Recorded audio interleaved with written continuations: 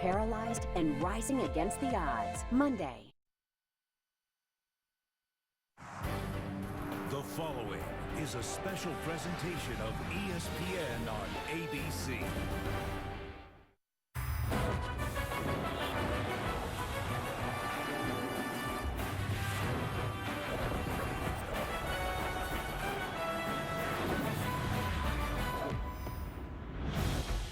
The new horseshoe in the banks of the Brazos.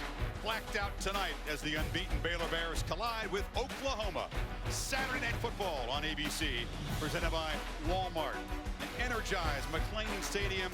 Two playoff contenders with two options: victory or virtual elimination. Buckle up for a wild one in Waco tonight. We expect high tempo, high scoring, and of course, high stakes. Chris Fowler, Kirk Herbstreit, you ready, partner? Catch your breath. This is going to be blasting off the starting line in about 13 minutes from now. High stakes because Baylor sitting number 6 in the selection committee rankings. They feel a little disrespected, misunderstood by the committee. The schedule so far has been pretty weak, but the stretch run is very, very demanding. And Art Briles believes if they win out, they are in. But Oklahoma thinks they're in the hunt, too, if they win out. Yeah, Oklahoma is a team that's looking at redemption probably more than anything else, especially against Baylor. I don't think they're worried necessarily at this point about their resume, but you're right about Baylor. I think Baylor's a team that was frustrated a year ago with the committee, and now they're looking at their season, and everything is in front of them. They feel if they can win out, they're going to have a very strong case. But tonight is that first real big hurdle against Bob Stoops and the Sooners.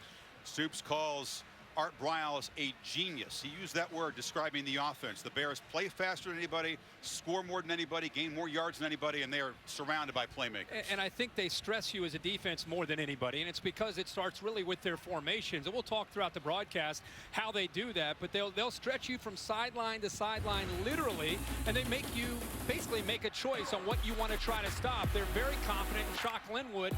As an offense, they're going over 300 yards a game on the ground, and if you get too concerned about what they can do in their running game, they're going to find one-on-one matchups and look for Coleman on the outside to try to create favorable matchups. This is an offense you've heard Bob and Mike Stoops talk about all week.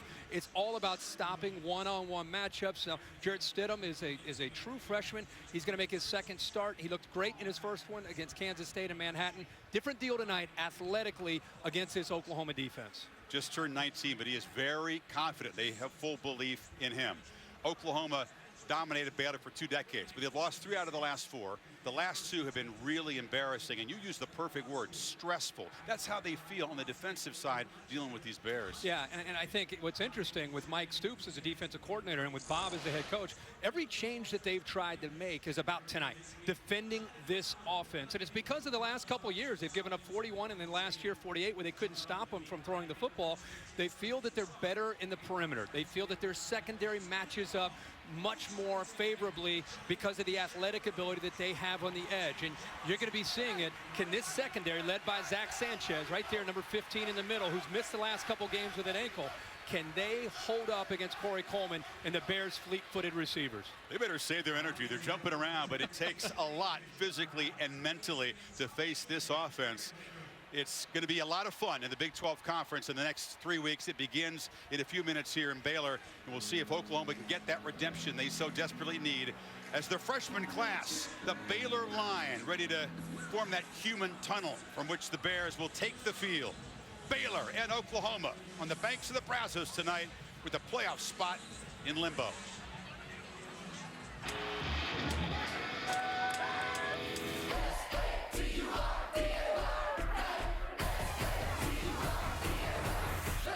Everybody was worried. How are they going to look without Seth Russell? The true freshman did not struggle. Oklahoma has a huge opportunity. The game that will have significant implications on the Big 12 race. Hey, Baylor, welcome to November. Now it's time to really play some football.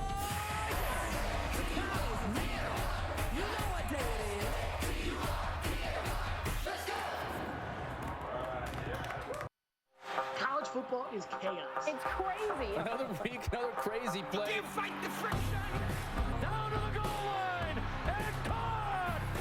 High snap of desperation here. A crazy pass and a touchdown for the Rebels. Well, he has trouble with the snap, and the ball is free, and he scores on the last play of the game. Sergeant Tech blocks it. Austin is returning it down the left side. Going to be a lot of rugby going on here. Lateral. Time's going to expire on the game. Ball's still alive. They got blockers. Can you believe what you just saw? 4th down and 25. He's going to fire to the sideline. Shy of the first down. He's going to lateral it back. Ball's on the ground. Picked up by Collins. Alex has got room. This game's still alive. 23 seconds left. And the receiver was out of bounds. He caught it. It's a touchdown. They ruled that he was forced out of bounds. Unbelievable. Nebraska pulls the upset.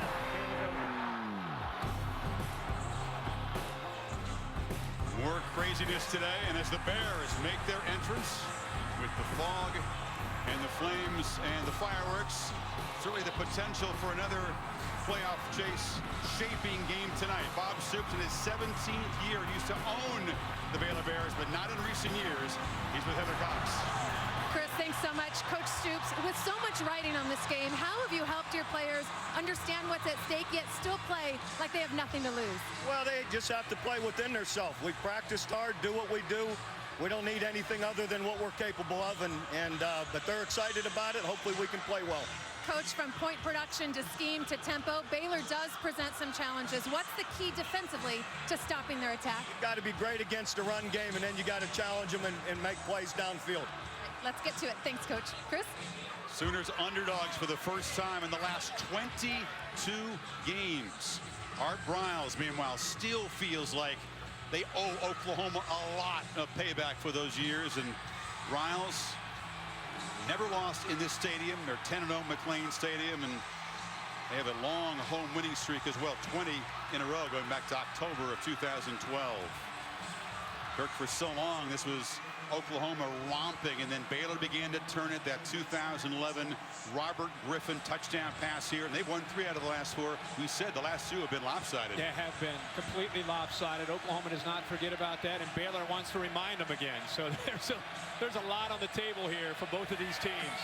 Oklahoma won the toss. Typically, they might defer, not against Baylor. They want the football. They want to avoid falling behind, which everybody seems to do against this quick scoring Baylor team. Spencer Evans to boot it away for the Bears. And it will bounce into the end zone. So Baker Mayfield, the junior from just down the road in Austin, who beat out Trevor Knight for this starting job because he's been taking care of the football. You recall at Texas Tech, he was a good freshman, didn't get an offer, sat out here a year ago, Kirk, and he's been very sharp so far. Well, he has provided energy to this offense. They've got a new offensive coordinator. Lincoln Riley comes over from East Carolina. This was the side of the ball. As much as we want to talk about how does Oklahoma stop Baylor, Bob Stoops made some adjustments on this side of the ball, and Baker Mayfield is the straw that mixes the drink. You know about the running game with Samaje Perine? Tonight, they've got to make some big plays in a passing game with Mayfield and his receivers. There's Big Perine, a 230-pounder, approaching 1,000 rushing yards this season. He's got it in the first take. And muscles for about 4. Kirk, let's check out the Chick-fil-A impact players. Well, Oklahoma has a lot of playmakers. They're going to go tempo here, just like Baylor will. Perine in the backfield along with Joe Mixon. Sterling Shepard, number 3. If they get him isolated one-on-one, he's got to make big plays. You'll see Sean Oakman, number 2, getting pressure. And big Andrew Billings in the middle has got to hold up against Perine in the Sooners' run game. 2nd and 7. Mayfield escapes, but goes down. A sack on the blitz. Andrew Billings combining with Sean Oakman. They get pressure off to the right, and this is a matchup you're going to see Baylor hope to be able to exploit. That is a true freshman going up against Jamal Palmer, a senior. Drew Samia, who has moved into this starting lineup after the Texas game. He's done well, but remember, a true freshman in this atmosphere on the edge of that offensive line against a senior, that's a tough challenge. Joe Mixon, the very quick freshman back to the right of Mayfield on 3rd and 12. Bears show pressure again and bring it. Screen. Westbrook trying to escape, breaks a couple tackles, very near the line to make. They'll spot him, I believe, just short. Good effort, but it's 4th down. Well, you're going to see a lot of pressure. Phil Bennett, the defensive coordinator from Baylor, believes in pressure, especially if he gets you to 3rd down, and that's exactly what they did. creating a little confusion. And on that first series, Chris, Phil Bennett is attacking the true freshman, Drew Samia, the right tackle, with pressure. Austin Seibert, true freshman, one of the best punters in the country so far, and this is a good boot. And a fair catch made at the 20-yard line. So now, Kirk, we're going to see Jarrett Stidham and this Baylor offense that scored a touchdown every first possession this season. Only team to do it. True freshman. You can see a great dual threat quarterback, but in this offense, really more of a thrower, especially with the injury already to Seth Russell. And he's got command of this offense. Remember, he was an early enrollee, so he was in school in January, went through winter conditioning, went through spring football. It's almost like when you get in early as a quarterback, it's like a redshirt freshman, but he is still a true freshman, and he's the key tonight, making good decisions and getting the ball out of his hands. He's played in all 8 games, but of course the road game at Kansas State, windy night, hostile environment, was his first start. So this is his first home start. And he goes right away to the top receiver, one of the best in the country, Corey Coleman. The Sooners, Jordan Thomas right there. And that, again, that's the matchup. The receivers one-on-one against these Oklahoma defensive backs. It was an Achilles heel for the Sooners a year ago. Corey Coleman, number 1, is the go-to man. He's the guy that can make so many things happen. And now Shock Linwood has a crease. Linwood into the secondary. Stiff arm, breaks a tackle, still running to midfield. Shock Linwood shoved out at the 45 by Charles Tapper, but a huge play in this productive run game. Watch the left tackle, Spencer Durango. He follows him, and then he's able to accelerate into the second level. This is what makes Linwood so good. A stiff arm to that safety, Thomas, and he goes for another 15 yards. 34-yard gain. Stidham chased, escapes, dumps it down. And Linwood is tackled at the line of scrimmage as a flag where the quarterback was hit after he dumped the ball off.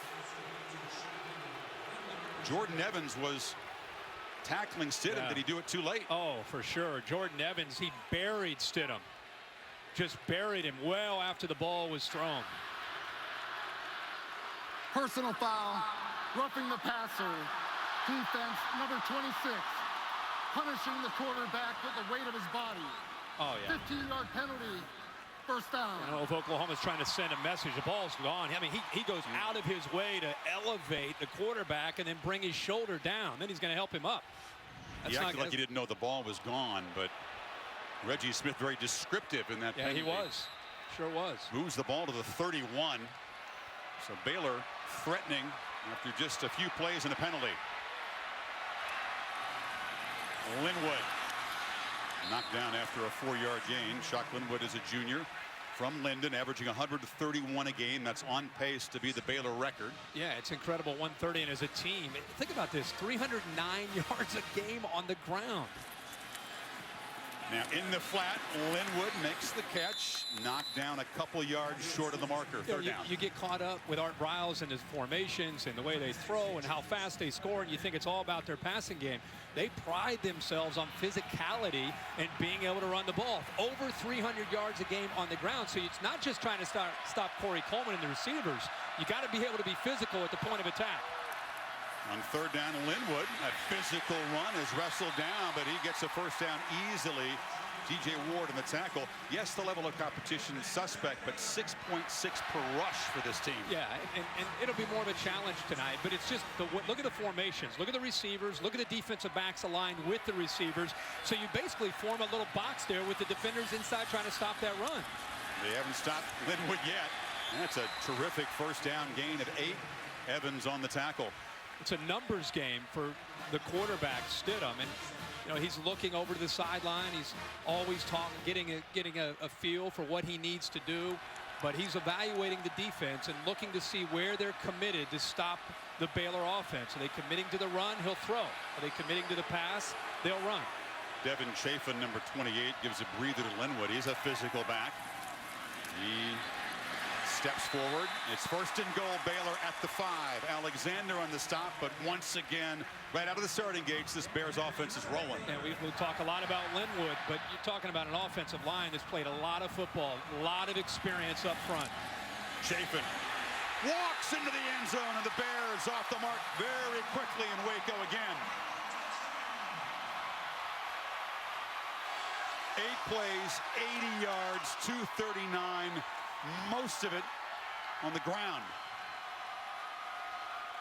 All but 1 yard of it, in fact. That was a heck of an opening drive for Shock Linwood and the offensive line of Baylor, really asserting themselves and not just scoring a touchdown, but sending a message. When you run for 65 of 66 yards on a drive to open up a game, after all the buildup and hype of this game, you're sending a message. Snap is mishandled, and the holder, Cole Edmondson, stumbles forward. So a misfire on the extra point. That's the first one they've missed in 62 tries this year. So Baylor gets a stop and then just overpowers Oklahoma's defense to jump in front 6-0.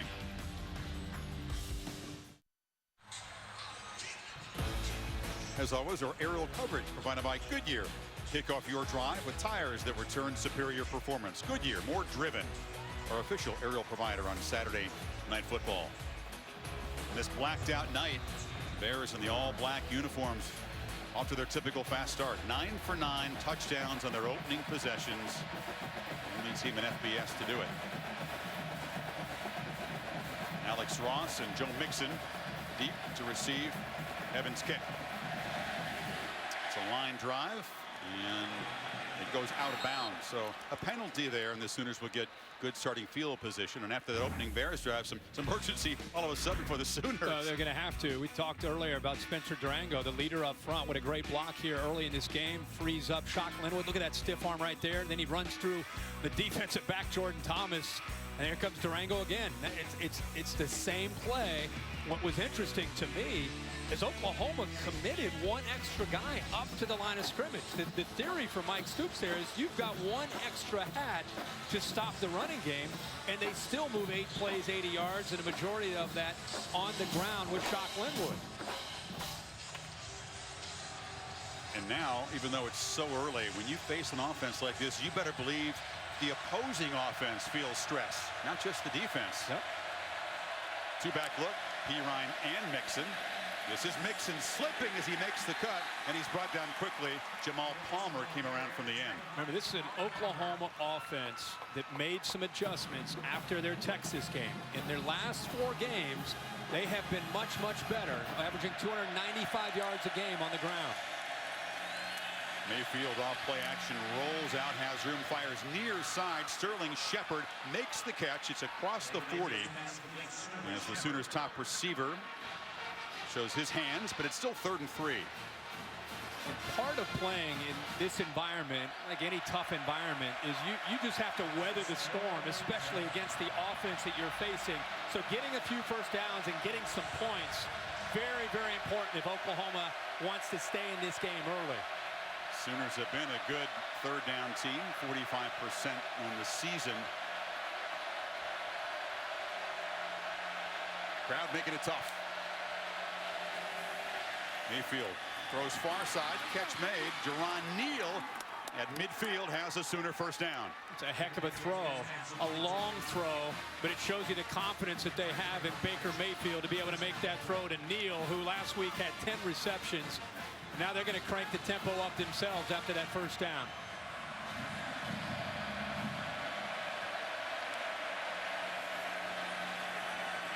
Downfield shot from Mayfield, overthrown. So important to connect when you have the chance, but Westbrook was covered by 2 Bears that time. And Xavier Howard, the corner that usually plays close to the boundary, has experience, has talent. Oklahoma, you got to like the call to just try to challenge the Bear defense vertically. Sometimes even when you don't hit that, it can open some things up underneath. Just to kind of remind the Baylor secondary that you're not afraid to take some shots. Shepard is in the slot to the right of the formation. Bears rush 4. Mayfield flushed. Cannot escape for much. Knocked down on the far sidelines by K.J. Smith, the left end. And the crowd didn't like it, but a flag comes in. There's the emotions of Baker Mayfield that the coaches like, and at the same time they want him to control it. And you can see he's involved. He's not going to be a quarterback that's just going to get back and go to the next play. Lincoln Riley said he's matured in that area. After the play, personal foul, late hit out of bounds. Defense, number 2. 15-yard penalty added to the end of the run. First down. Now they got Sean Oakman. wasn't necessarily a vicious hit, but it was just well out of bounds. He pulls him down. It was where he pulled him down that the penalty. There's Baker Mayfield again. He's not going to back. Oakman's got a smile on his face. Sure, but part of their approach to this game is especially they're going to bully you, especially when you play them here in Waco. Oakman 6'9", 275. He knocked Trevor Knight out of the game last year with a hit as the quarterback was going to the ground. So the Sooners certainly remember that. First down after the penalty. Mayfield cannot escape. Grabbed by Trevon Blanchard. Things are getting feisty early. A helmet ripped off of Nila Casatati, the offensive lineman, has got to come out. He sure does. What a great play here by Blanchard. Watch, he's going to make this read right here. He felt he was taking Pirine, so he decided to pull it and keep the ball. And then Pirine obviously carries out the fake. Mayfield holds on to the ball, and Blanchard makes a play. Disguised that very well. Empty backfield on 2nd 13. Bears show pressure. They jumped offside. Shepard is corralled and hit for a loss. Bears are active up front. Brian Nance from his end position will check the marker. Looked like they jumped off quickly. I think Taylor Young, the linebacker, was starting to cheat up. May have jumped as well. Offside. Defense number 1. 5-yard penalty. Repeat 2nd down. Reggie Smith and his crew going to be busy tonight. Yeah, this game has that feeling to it. I want to go back to that Baker Mayfield where he's kind of going face-to-face here with Sean Oakman. That's kind of been what he has brought to this offense, some energy. So I kind of like to see him not backing down from Baylor and stepping back up into their face a little bit. Mayfield on 2nd and 8, flips it to Pirine in the flat, gets a couple of blocks, muscles in the 25-yard line. He told me that he felt he'd been too emotional early in the season. Games against Tennessee, the loss to Texas. He was trying to sort of harness that a little bit, Kurt. Yeah, that's Lincoln Riley's mentioned that as well, how they've been proud of how he's grown and matured in that area. 3rd and short, Pirine banging off tacklers. First down at the 15, and now the Sooners are in business in the red zone. Boy, Pirine, one of the more physical backs in college football a year ago. New offensive system with Lincoln Riley. I think the last 3 or 4 weeks we've started to see him and the passing game. Throw far side. Nowhere to run for Micaiah Quick. Short gain. The Sooners' offensive line starting to settle in a little bit. Started to control that line of scrimmage on this drive and helping Baker Mayfield and especially Pirine when he's had chances to run the football. Offensive line that lost both tackles to the NFL and has 2 freshmen starting at tackle. True freshman on the right side. 2-back look on 2nd down and 8. This is Mixon. Stutter steps. Dives down to the 6. Looks like Mixon's having trouble with his traction in the early going. It does a little bit, but I like to see Mixon and Pirine in the backfield together because I think it keeps the defense off balance and guessing a little bit. They're both versatile enough that they can block, they can run, they can catch.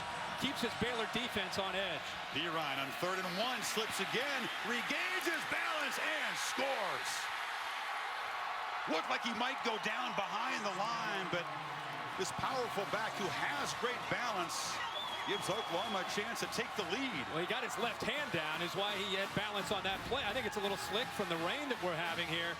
You're right here. He loses it, gets the left hand down, and then he runs over his own center there, Darlington, to get into the end zone. But a big answer by the Sooners after the quick touchdown by Baylor with their first series.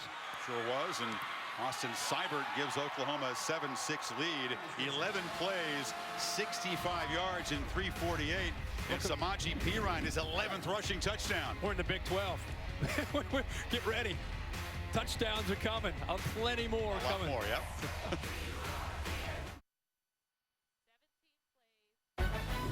Saturday Night Football, presented by Walmart. Stop by a store or visit us at walmart.com to share wonder every day.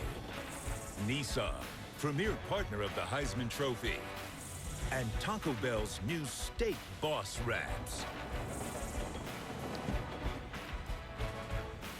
We salute veterans on this Veterans Week, including the band from Fort Hood, Texas, the 1st Cavalry Division Band sitting in the stands, along with Baylor's Golden Wave Band. Formed back in 1856. Travel around to promote the spirit of the cavalry. Oklahoma has the lead after that drive in which they were aided by 20 yards in Baylor penalties. Chris Platt to boot it away. Excuse me, Nick Hodgson to boot it away and knocks it into the end zone. To Cassidy Hubbard with an update from the studio. Thanks, Chris. Taco Bell studio update to the Big Ten.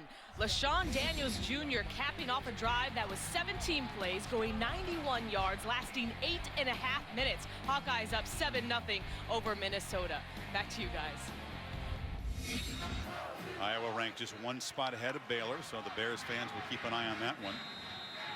Play a very different style of football, which makes it interesting for the committee to make their judgments, and we'll talk more about that as this story unfolds tonight.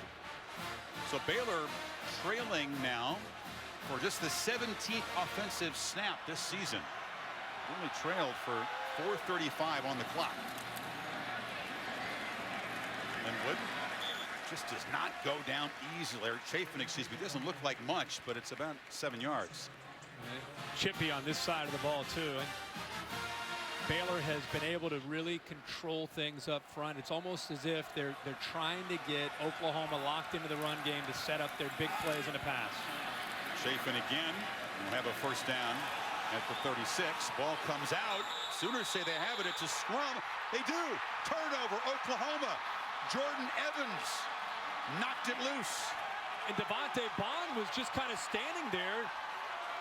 He thought the play was just about over. He happened to be standing there. He looks down, he sees the ball, and I think he just jumped on top of it.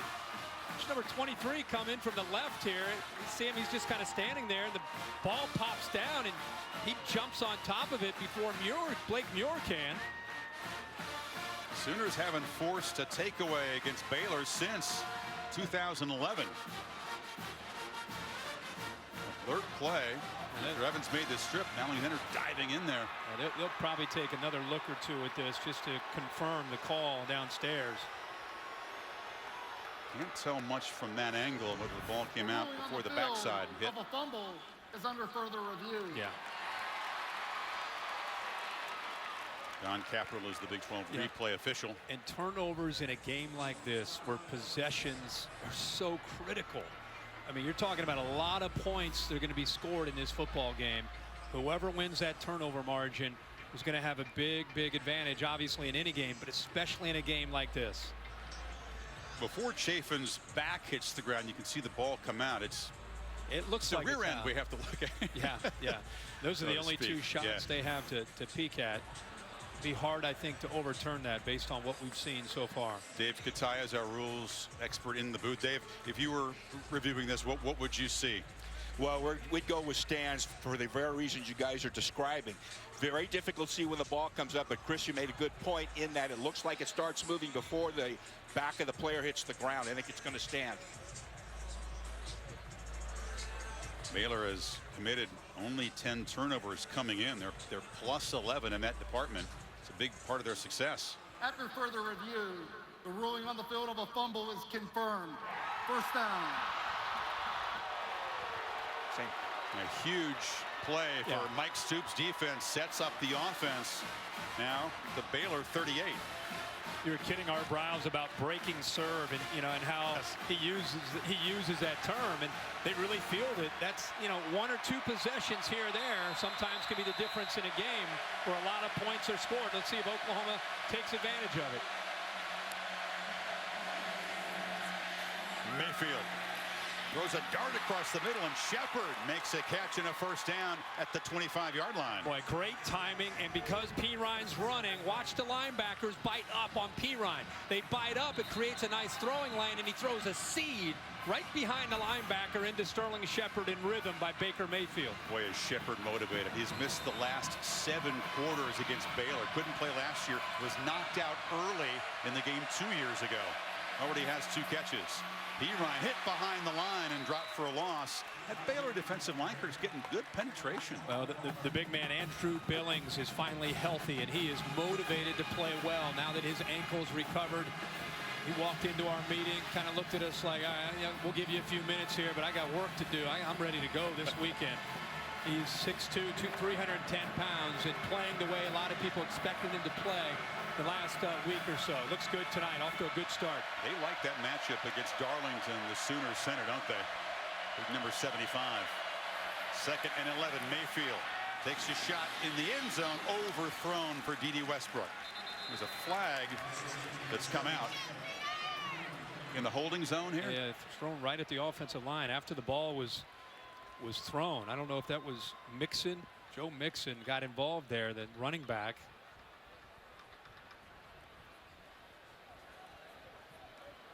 Defender looked like he went up high to try to bat the pass down. Yeah. And Mixon hit him. After the play, personal foul, unnecessary roughness, offense number 78. It was after the block, actually. 15-yard penalty. It's 2nd down. That's a freshman making a big mistake. It was after Mixon makes the block. Watch Joe Mixon, the running back, goes up, makes the block, and now watch 78 come down on top of him. You got to be kidding. Yeah, I mean, it's the 2nd time we've seen Oklahoma make a critical error as far as a little bit of too much with the extracurricular activities. And that is inexcusable. Twice.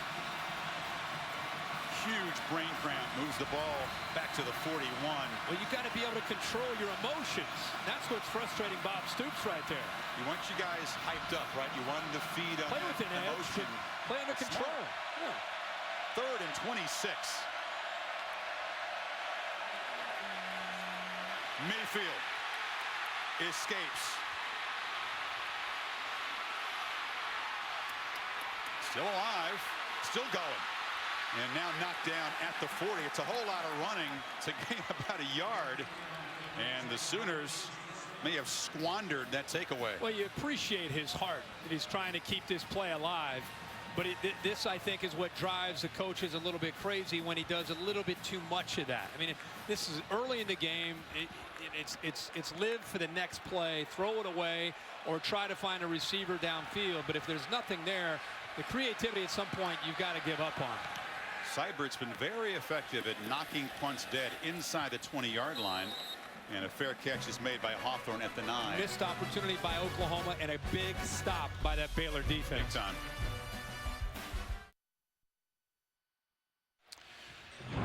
Now, Seth Russell, an athletic dual-threat quarterback. Tough guy, but made a decision to lower his head 3 weeks ago against Iowa State and suffered a fractured neck. So he has been in a brace. He told us the other day that he's got to go through 3 more months before they can evaluate it, see how that vertebra is healing. Just a model teammate. Really hurts not to be a part of this team, trying to support Stidham Kirk in any way that he can. Absolutely. Baylor has been running the ball. You almost feel that they're getting ready to start attacking through the air. Linwood caught up in traffic and knocked down after a 3-yard gain. Coming into this drive, averaging 9 yards a carry. And what happens when a team starts to run the football like that? Those linebackers and those safeties, they're going to start cheating down to Linwood, create some one-on-one opportunities on the outside for Corey Coleman. Stidham's 3 completions for 4 yards. Nobody takes more deep shots in college football than the Baylor Bears. He had 8 20-yard completions last week in his first career start at Kansas State. Well, it is raining hard. Makes the passing game a little trickier as they finally on cue take a shot. Coleman, a leaping catch, but he was out of bounds. Almost came down with a circus catch. Thomas was in coverage. Oh, there it is. You knew it was coming. I'm sure Bob Stoops and Mike Stoops knew it was coming. One-on-one matchup. This is an area that really hurt Oklahoma. They feel much more confident with Jordan Thomas now as a sophomore and Zach Sanchez, number 15, on the other side. That time he's in good position and actually uses his body to force Coleman to the boundary. On 3rd and 7, a whistle before the snap. Sooners were trying to get set up on defense. There was some confusion. Oklahoma they called timeout. Calls their first timeout of the half. So Stoops defense looking for another stop when you come back to Waco. Cassidy Hubbard here. Let's take a look at who's getting it done, presented by Wells Fargo. Stanford trailing Oregon until Christian McCaffrey gets in for the touchdown. The Heisman hopeful puts the Cardinal back on top, 17-14, and they're in the red zone right now. Chris Irby, back to you. Cassidy, thank you. Stoops furious. He felt that he should not have had to spend a timeout. His defense really wasn't allowed to Subker get set. Baylor had substituted. So 3rd and 7, Stidham in the pocket. Coleman makes a catch, first down. Accurate throw from this very gifted passer. And that is a great job by Corey Coleman, known as a speedster, getting by people. This time it gets zone, just sits in the soft spot in the zone, and a heck of a throw by Stidham. Linwood caught up in traffic. You've seen a lot of quarterbacks throw the ball. This 19-year-old kid, when the ball comes out of his hand, how many guys in college football ever have you seen throw a prettier spiral? I'm sure we could sit back and think. I mean, Marcus Mariota comes to mind last year, but not as a true freshman. It's very rare to see a true freshman have the rotation and the spin on the ball the way Stidham does. Stidham's roommate, the big senior, Spencer Drango, quick off the mark. You can see we've got the clock in. Baylor averaging about 16, 17 seconds in the first half between plays, and sometimes even a veteran gets caught up in the tempo and makes a mistake. Absolutely. This rain is really picking up. It sure is. We've already seen some of the players slipping around. They're on record pace if they can play this fast the rest of the season. Stidham, there's a drop. Wet ball, and a flag came out where the quarterback was being protected. Katie Cannon on the drop with some jawing over there. This Oklahoma secondary has heard it all, not just all week. They've heard it all off season, what this Baylor offense did to them last year and the year before. They welcome the challenge. We'll see how they answer the call tonight on the perimeter. So far, holding up well against Coleman and company. Personal foul, chop block, offense, number 69 and number 32. At the distance to the goal. Repeat, second down. So Linwood combining with Pat Colbert, the tackle on the penalty. This is a little questionable to me. Look at the right tackle, Colbert. He has to be engaged there, and this Dave should be great to come in. If the lineman is engaged and then he gets submarined by another player, that's where the chop block comes into play. It really looked like the defender had gone around Colbert there and wasn't even really still working with trying to deal with the tackle, and the offensive the running back there chopped it. 2nd and 26. Linwood wrestled down for a short gain by Eric Stryker, and this thing's going to get out of control. There are some hot tempers on both sides. Yeah, you're gonna have to get control of the emotions, because if you don't, they're just going to continue to the emotions will continue to escalate. But Oklahoma's defense, after a few mental mistakes by Baylor, really pinning their ears right now and attacking the line of scrimmage. Only allowed one play of 15 yards or longer tonight. Stidham takes a downfield shot and has Coleman, who makes the catch in midfield. That's Jay Lee, excuse me. One of the receivers who's emerged in the last few games. Nice ball from Stidham. Yeah, this is an inside receiver matched up against a safety, and you can see, even though he's got size at 6'3", 220, he can run by you. It's not just the outside receivers you got to worry about man-to-man. They attack the inside receivers against nickelbacks and safeties. 34-yard gain. Now Stidham will loop it for Coleman, near side, overthrown out of bounds. Tell you what, Thomas is going to battle Coleman all night, isn't he? Thomas is a sophomore, and he's being left on an island against one of the most explosive receivers in college football. And right now, he is not backing down and holding up just fine.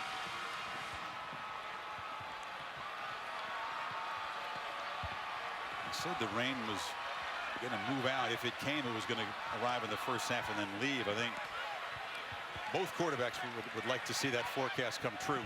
It's tough. It's hard to tell on television, but the rain is coming down hard. See the gamesmanship going on right now. Baylor substitutes, Oklahoma substitutes. Play clock was at 2. That's very rare. They let it run down that far, and Chafin has no room to run. It's a little bit of strategy by Bob Stoops.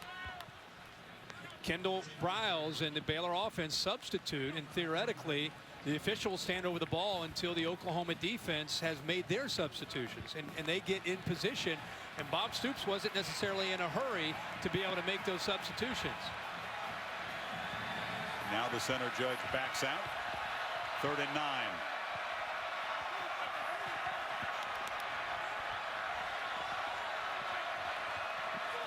Davion Hall came in motion. Stidham steps up. Wants to be very careful about running.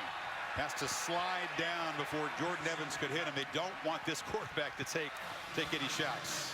No, but they once they get to about midfield on 4th down, you're usually going to see them willing to go for this, and unless they're going to quick kick, they're lined up to go for it here on 4th down at midfield. This is Baylor football.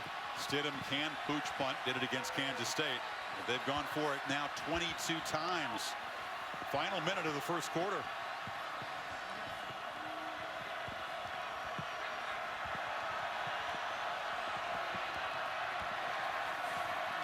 Yeah, it's a pooch, and this is a lot better than the one he tried the last game.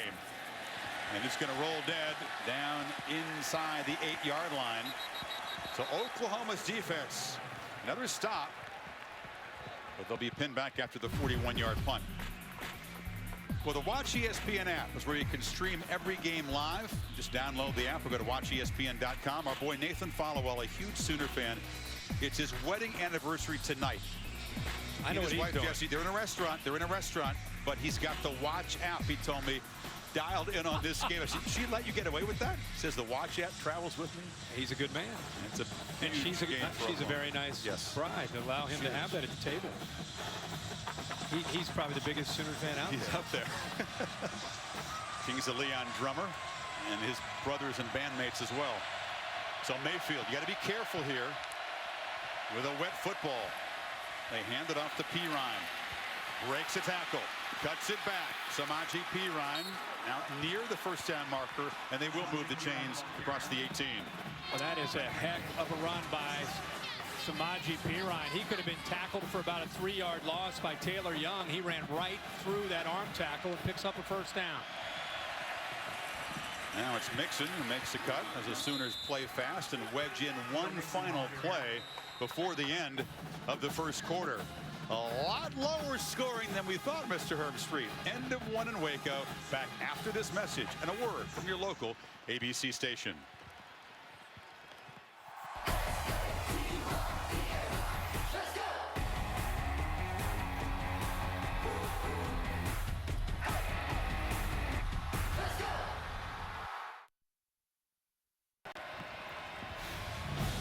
Set for the start of the second quarter. Saturday Night Football on ABC, presented by Walmart. Sooners with a 1-point lead. Baylor scored first, but mishandled the snap on the conversion. Mayfield had the ball knocked out of his hands, gets a nice bounce and recovers it. Very fortunate. It came right up off this field turf into the hands of Mayfield. It'll be a loss in 3rd down. Brian Nance is undersized, but incredibly athletic. He gets right by the freshman and knocks that ball loose. Mayfield fortunate to jump on top of that, but when Oklahoma's throwing the football and it's an obvious passing situation, the right tackle, Drew Samia, the true freshman, is being challenged by the experience and speed of Baylor's edge pressure. I wonder if Lincoln Riley will risk a throw here if they'll just hand the ball off and punt. Mayfield tries to get it out quick far side. Shepard on a screen cannot escape, is knocked down at the 24, and the Sooners will have to punt. Yeah, good job of leveraging the football on 3rd down and anticipating by Chance Waz, the safety, to come up and make that play for Baylor's defense. Really, that was set up by Brian Nance on that 2nd down play, being able to get the penetration and knock the ball loose from Baker Mayfield. Seibert drives Hawthorne back to the 22, and the coverage team takes care of the rest. Thomas, the starting corner, flying down there in coverage to back up Baylor.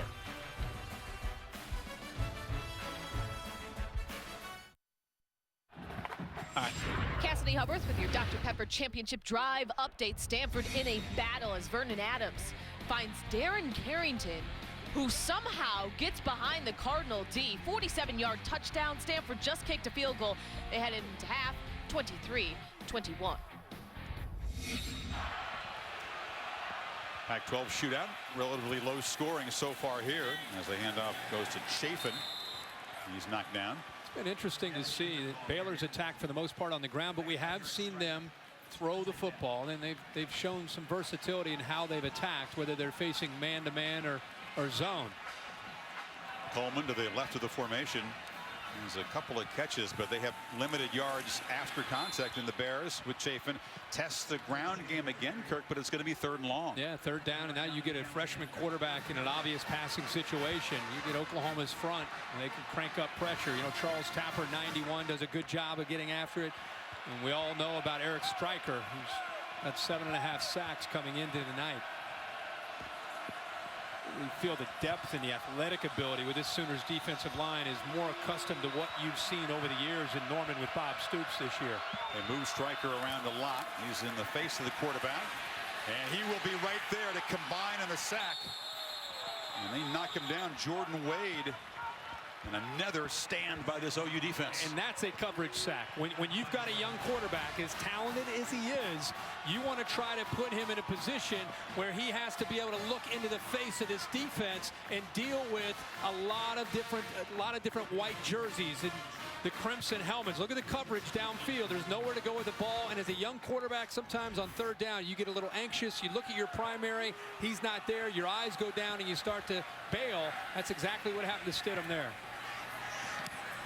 Drew Galitz, it's a low kick, will bounce in front of Shepard, and it'll take a good Baylor bounce, still rolling down inside the 21-yard line. Sooners back on offense, up a point.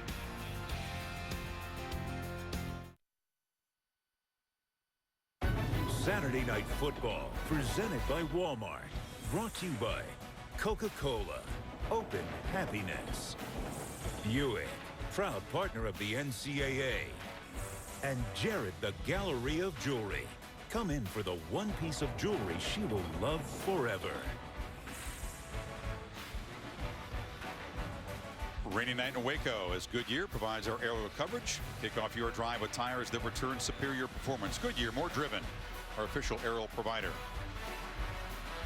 Rain continues to pelt down as the Sooners take over, protecting a 1-point lead from their 20.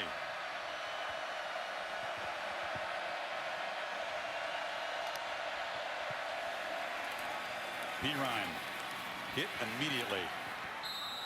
Taylor Young, the weak side linebacker, came in. A flag is down.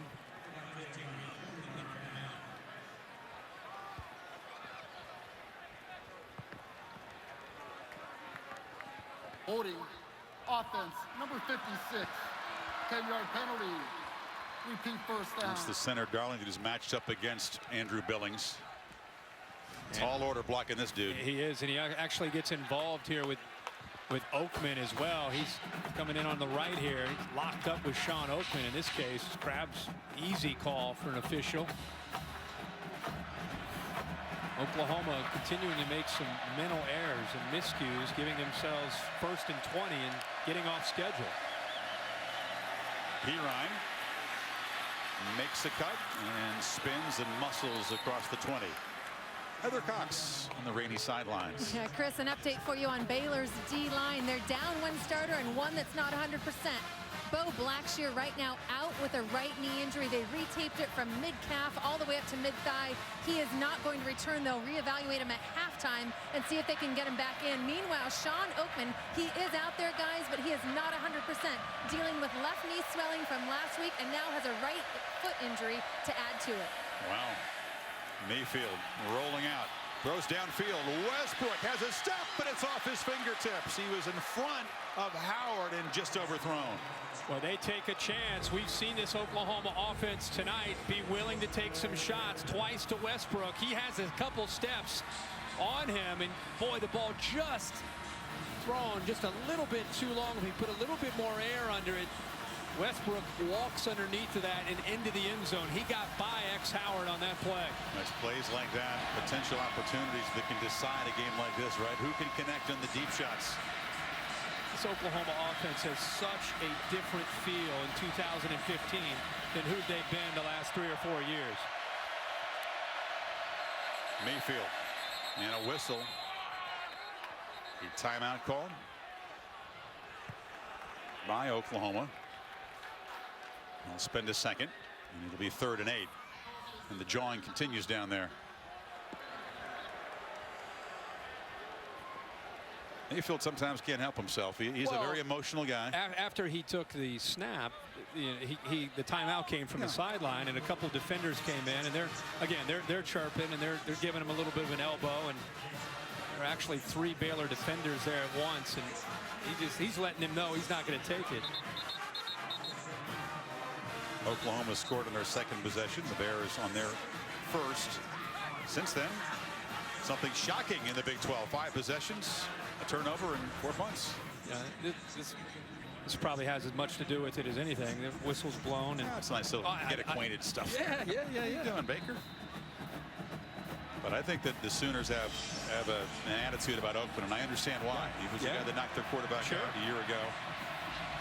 He's not afraid to get a little business down there in the scrum, that's for sure. Number 2. As Heather said, playing through some pain tonight. Mayfield on 3rd down. Again, looking for Westbrook, and there comes a flag. Some of that hand fighting. That was Howard defending. The crowd didn't like it. Pass interference, defense, number 4. 15-yard penalty. Automatic first down. We've already seen Westbrook get behind Howard a couple times, and I think that has as much to do with this as anything. He's by trying to get around him. You see the left arm working him and trying to prevent him. Use the arm bar to try to not allow him to get by him again. That would have been a 3rd time potentially he gets by him. Obvious intent to impede is the way that rule is worded. There is a lot of it that goes on in this conference because the DBs are under such stress and put out in space. PIs are almost part of the game plan, drawing them, aren't they? Ryan hammers ahead, just wrestled down after a 3-yard gain by Grant Campbell. Well, Lincoln Riley has brought a new energy here as a play caller and offensive coordinator, and one of the things that he's doing is he's trusting Baker Mayfield, and he sees D.D. Westbrook as a target he wants to go to. Mayfield finds Shepard on the far side, dives for a first down. Riley graduated Texas Tech in 2006. I don't know if that makes you feel as old as I do. Youthful guy, one of the up-and-coming offensive minds, was East Carolina after he was in Lubbock. Did great things with Shane Carden a year ago at East Carolina, and I got Bob Stoops' attention. Mishandled, attempted handoff. He pulled it back, and then Mayfield on that exchange was, again, lucky the ball bounced up to him. That's twice already. I love that he didn't give up on the play, and he's trying to pick up yards. There's still more pushing and shoving.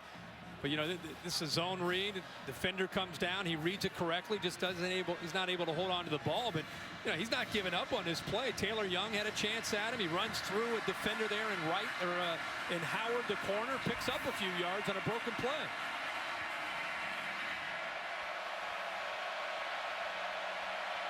Good fortune so far for Mayfield tonight. Sling it. Slam. Shepard almost escaped, made the catch, and was trying to get away from the tackle from Vaughn's there at his first down. The epitome of a slot receiver in college football. Look at the space to the right there. You get Sterling Shepard a matchup, and you create a little bit of space. He can make things happen after the catch. Ryan hit immediately hard behind the line of scrimmage and knocked down for a 2-yard loss. Time Baylor does a good job of attacking down. It was Taylor Young, and he's been very, very active in this game. He's 5'10", 225 pounds out of DeSoto, Texas. He's probably been the most aggressive of the entire front 7 so far tonight. They got one-on-one matchups across the board. Baylor up tight at the line of scrimmage. Bringing pressure. Mayfield backpedals, just heaves it downfield toward the goal line. Catch made. And now Shepard, they called a touchdown. Shepard made a terrific play. Battled into the end zone. That's the ruling on the field. Yeah, this will be interesting. I'm glad Dave Kataya is up here because we always hear about finishing process and a catch. One-on-one matchup. We said they don't have any safeties back. They're blitzing. What a well-thrown ball. He reaches for that pylon, and that's when the ball came out. We have cameras, Kirk, in the pylon. Here's as good a look as you'll ever see. Shepard reaching the ball. Makes contact right there. Hard to tell if he's down yet. It looked like, Dave, he made 2 steps. After the reception, he makes 2 steps with the football in his hands. Is he out of bounds before he reaches that ball to the pylon or down? I don't think so. No, it looks like a touchdown to me. Another look from pylon cam. The ruling on the field of a touchdown is under further review. Those cameras are tough, and that's a good thing. There's 4 of them in each of the pylons, and that is a terrific look. And what a play, whether or not it stands by Shepard. Well, when you get one-on-one matchups, and Baylor basically showed they tipped their hand. They showed we're blitzing, we're playing man. We saw it up here, man-to-man across the board. You got to find Sterling Shepard. He's your guy that wins those one-on-one battles. And he got separation. The ball was perfectly thrown by Baker Mayfield right over the shoulder. Another look. What a heady play. It's a milestone catch for Shepard, the 200th of his career for 39 yards. Again, this guy couldn't play last year against Baylor. After further review, the ruling on the field of a touchdown is confirmed. Yep. Nobody more eager and pumped up on the offensive side of the ball than Shepard for this game. Especially after the last 2 years. He's wanted an opportunity. He's one of the leaders. Dave, let's bring in Dave Kataya just to confirm what we saw there, Dave. That was a really good call. The reason is the secondary act of him extending the ball and hitting the pylon. That denotes the completion of the catch with that secondary act. That effort by extending. Okay. Correct.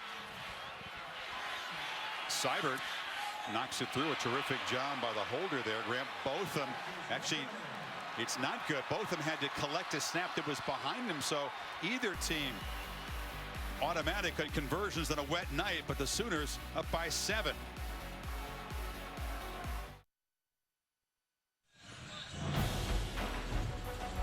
Go back and look. What was great about this, if you're an Oklahoma fan, is Baker Mayfield on the road, tough environment, recognizing man-to-man coverage, and he gets to the matchup that he wants. You see Shepard at the bottom, but watch the running back, Samaje Perine. Watch what he does here, right there on the block, to be able to give him just enough time. Grant Campbell came on the blitz.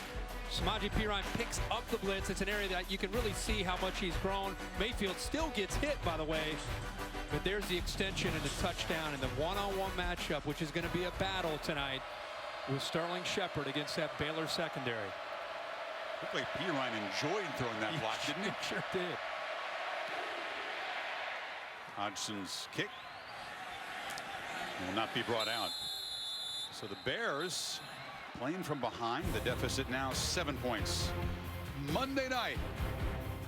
The Red Rifle, your guy Andy Dalton, and the undefeated Cincinnati Bengals. Who did? Taking on J.J. Watt and the Houston Texans at 6 o'clock Monday Night Countdown. Kickoff at 8:15 also on the Watch ESPN app.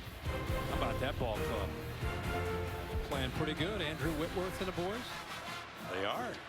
Now you're not going to talk noise. You've been talking noise the first half of the season. Now you're going to downplay the Bengals. Exactly. Now is it okay? Exactly. Mikey T and the boys getting into town in Cincinnati. Coach Gruden. Baylor has not faced a 7-point deficit yet this year. They've been the kings of game control, that metric that looks at how much dominance they have throughout the course of the game. And on first down, the Sooners are swarming Linwood again. He had the one long run early, but they've been all over him since. Unbelievable what they've been able to do and the way they've settled in. That first drive, 9 plays, 80 yards and a touchdown. It looked like ho-hum. That's typical Baylor. But look at these last 3 drives, and now to start this drive here, another stop. Play action. And the ball caught by Lee. A terrific hands grab, just a few inches off the turf at the 32. It'll be 3rd down.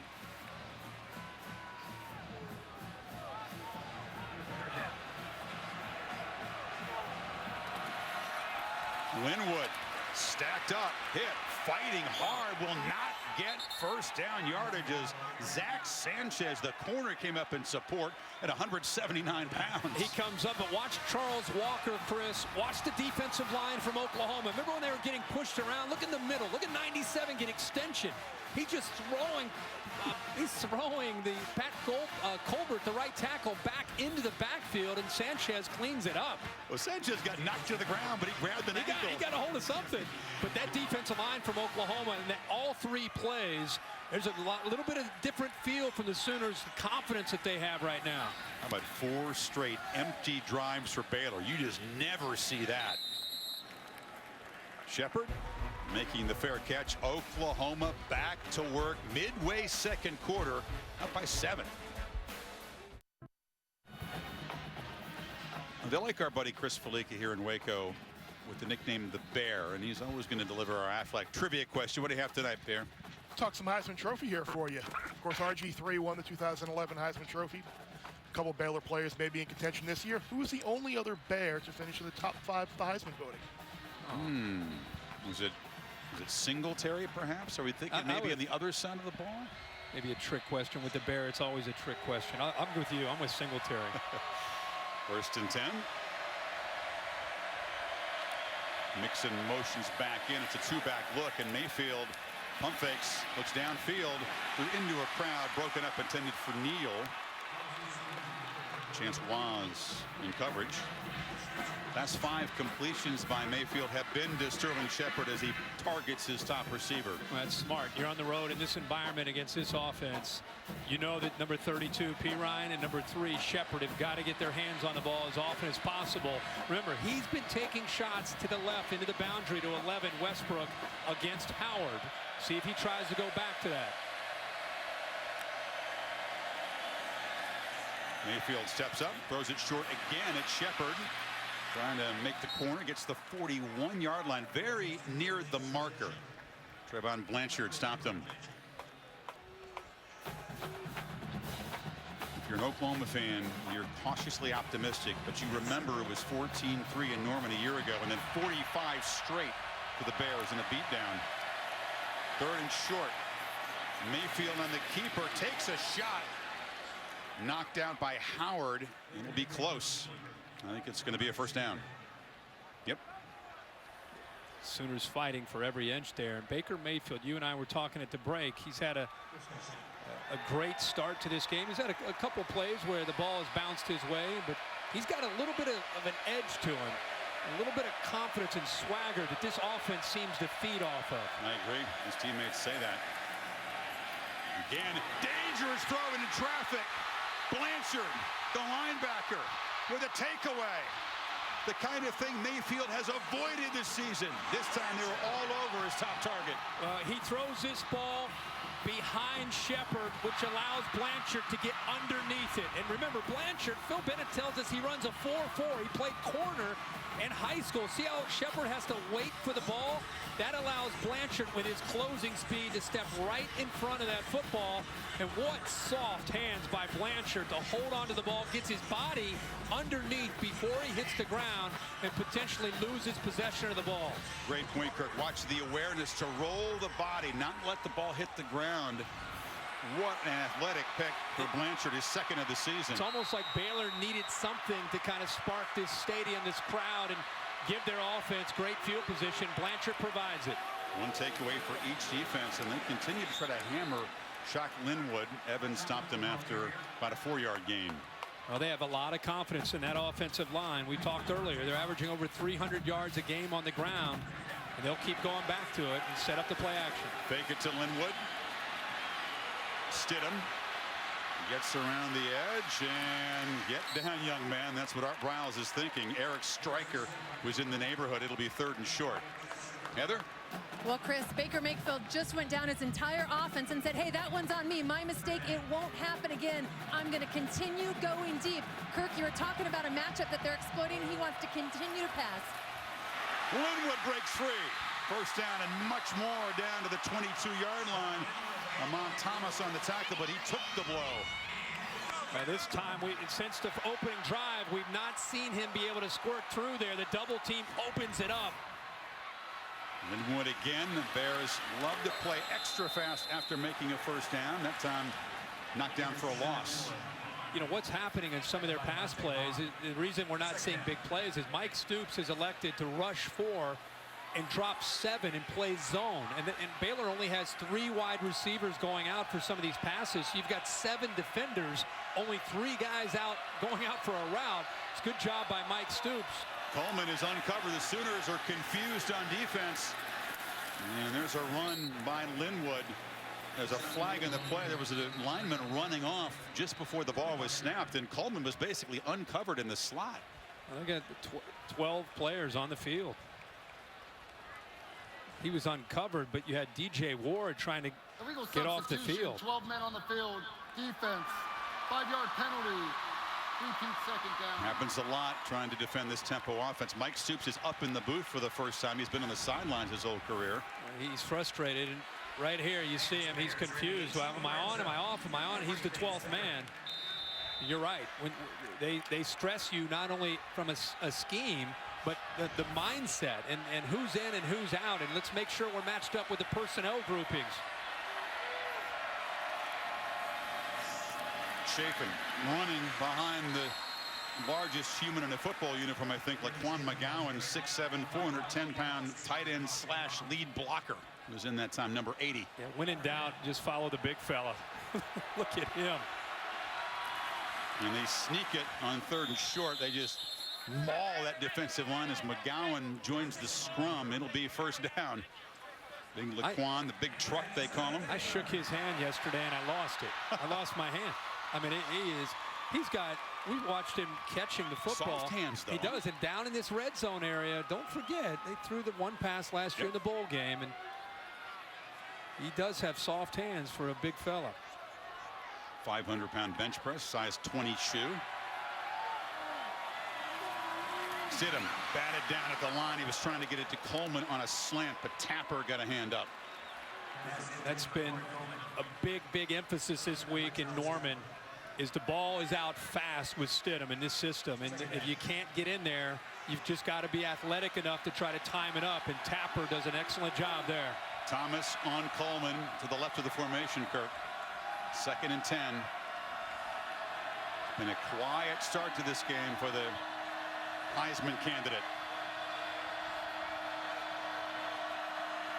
Play clock winding down to 5. Option look. Keeper. Big hit delivered. Stephen Parker came up and knocked the quarterback down. You don't want to get him hit, but down here in the red zone, you got to run him, they feel. Yeah, and the speed option was a part of their offense in his start at Manhattan, and they feel he's athletic enough to run it, but you're right. There isn't a lot of talent, a lot of experience behind Stidham, but you got to take some chances. You can't be too protective of your quarterback. You just got to minimize shots like that. Parker hit him hard. 3rd and 5. They can make a first down at the 1. Chris, you talked about the matchup up here at the top. Thomas has done a very good job as well. Well, against Corey Coleman, who's been almost impossible to defend with single coverage and sometimes beats double coverage, an opportunity for Jordan Thomas to really shine tonight. Sure is. Football world is watching him. All right, Bear, we have this break. We guessed Mike Singletary might have been the highest finisher for the Heisman here at Baylor until RG3 won it. What is the answer to the Aflac? Well, you have to go all the way back to 1963. Don Trull, quarterback at Baylor, finished 4th to Roger Staubach, the Navy quarterback. Think we might have another Navy quarterback in New York this year invited there? Keenan Reynolds put up some great numbers. Bear, are you serious? Pulling in a 1963? Don Trull? I mean, what is he? What's he throwing, a lateral there? Number 10? Bear. He's a Hall of Famer. We'll give Don Trull his due. That's my bowling technique right there. Bear stumped us. Well, we'll getting the Bryles dial up for Stidham here, the freshman quarterback on 3rd and 5. Well, they look to the left here. They've moved Coleman now into the slot. Try to change the matchup. You have Thomas up to the outside, way at the top, and they've created a different matchup now on the inside for Coleman. Fake it to Chafin. Stidham scrambling. And he's going to be hit and knocked down at the 5-yard line. Dominique Alexander was waiting for him. Now they slam him down, and here comes a flag. Another mental mistake by an over-aggressive Sooner defense. They had him stop. It was going to be a field goal attempt. Maybe. After the play, personal foul, unnecessary roughness. Defense number 1. Half the distance to the goal. Automatic first down. You could lip read Stoops. He said, "You got to be kidding me." That is a potential 4-point play right there. Mike Stoops, it's probably a good thing he's not in the sidelines. He might run out and strangle somebody. Yeah, it's better to have him up there tonight with some of these mistakes that they're making. And the problem is it's coming from their leaders. Alexander here, the junior, the #1 defender in that second level. We've also seen Jordan Evans. He was miscues and mistakes costly for Oklahoma at crucial times as well. Chafin on 1st and goal just walks in. 7 when it should have been 3 if not for the personal foul, and the Bears a chance to tie it. Let's not forget to give Trevon Blanchard an assist there with that big interception to give the Bears great field position to get the crowd back into this game, and it's a totally different feel now, potentially a tie game if they hit this extra point.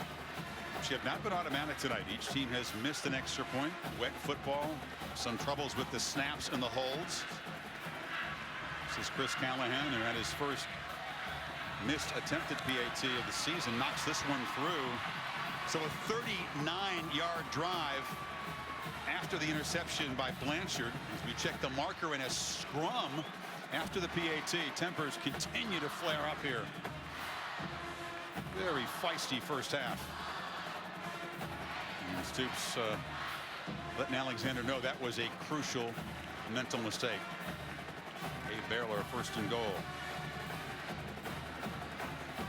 And we'll sort out what the penalties are here.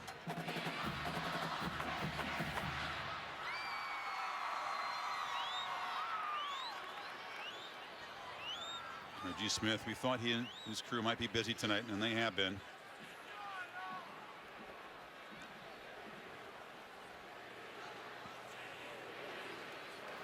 Kevin Chafin has scored a couple of touchdowns on the ground.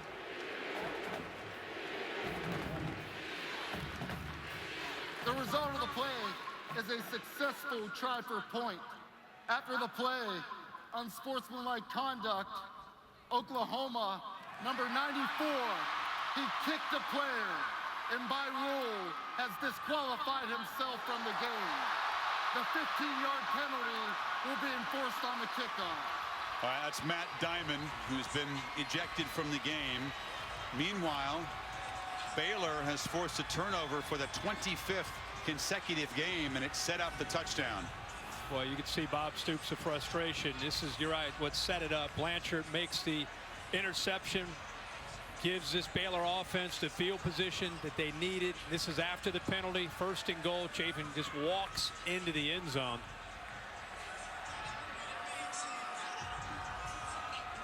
Just beautiful blocking and not much for the running back to do, but just waltz in. No, but then what the starting defensive lineman here, Matt Diamond, has now been kicked out of the game for kicking a Baylor player. Very hard for us to spot it. We're looking to see if we can give you an angle of it. The officials, though, spotted it in there. Little taunting of the Baylor crowd from Diamond as he walks off. Junior from Katy, Texas. This team came in here stoked up. You knew they were hungry for redemption. They have lost their cool at key moments here, though, already in the first half. It was right in the middle, right there over the snapper, Landis. He's right on top of the, right there. He just brings his foot down on the long snapper. Officials all over it. He was laying on his back and then brought his foot down on the face mask. Yep. And the immediate flag there. So a tie game. And as you said, Oklahoma down a starting defensive lineman for the rest of this game. And after the penalty, the Bears will kick it off from midfield.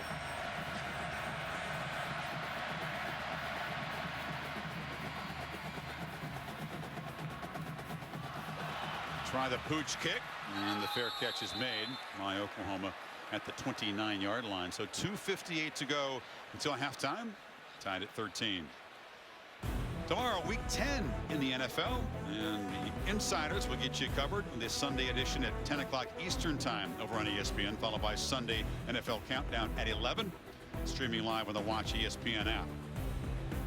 Well, it's been surprisingly low scoring, Kirk. The defense have made some plays, couple takeaways, a whole bunch of penalties, a very feisty first half. I mean, you have one timeout for Oklahoma with just under 3 minutes to go. With the way Baker Mayfield has played, I'm sure they're going to be aggressive and try to get in position here for some points.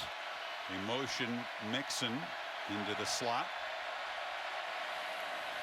Hand it to Pirine, who has both hands on the football as he powers ahead for a 5-yard gain. Who would have thought, with all the buildup and the hype and all the talk about the Big 12 in the month of November and early December and all the points you're going to see, he had a 13-13 score here potentially at the half. Mayfield pulls it and fires across the middle. Catch made by Shepard at the 50. Already Shepard with the touchdown catch and now has 8 receptions tonight. Now watch, he's reading this linebacker, and because he came up, he pulls the ball out and then he finds his crossing route. The backs cross. Mayfield rolls and fires far side again. A low throw and a catch made by Shepard, who's having a monster first half. You know, by going tempo like this, it not only helps you get in field position, but it allows you to have such an edge to you as an offense, and it gets the defense on its heels. Second and short. Mayfield sneaks it for a first down to the 40. Sooners had to spend the 2 timeouts. They have just 1, but 2:01 to work with. Should be plenty of time. Remember, Shepard has been bouncing around. He's been in the slot. He's been to the field. He's been to the boundary. Right now, he will be up at the top of the screen.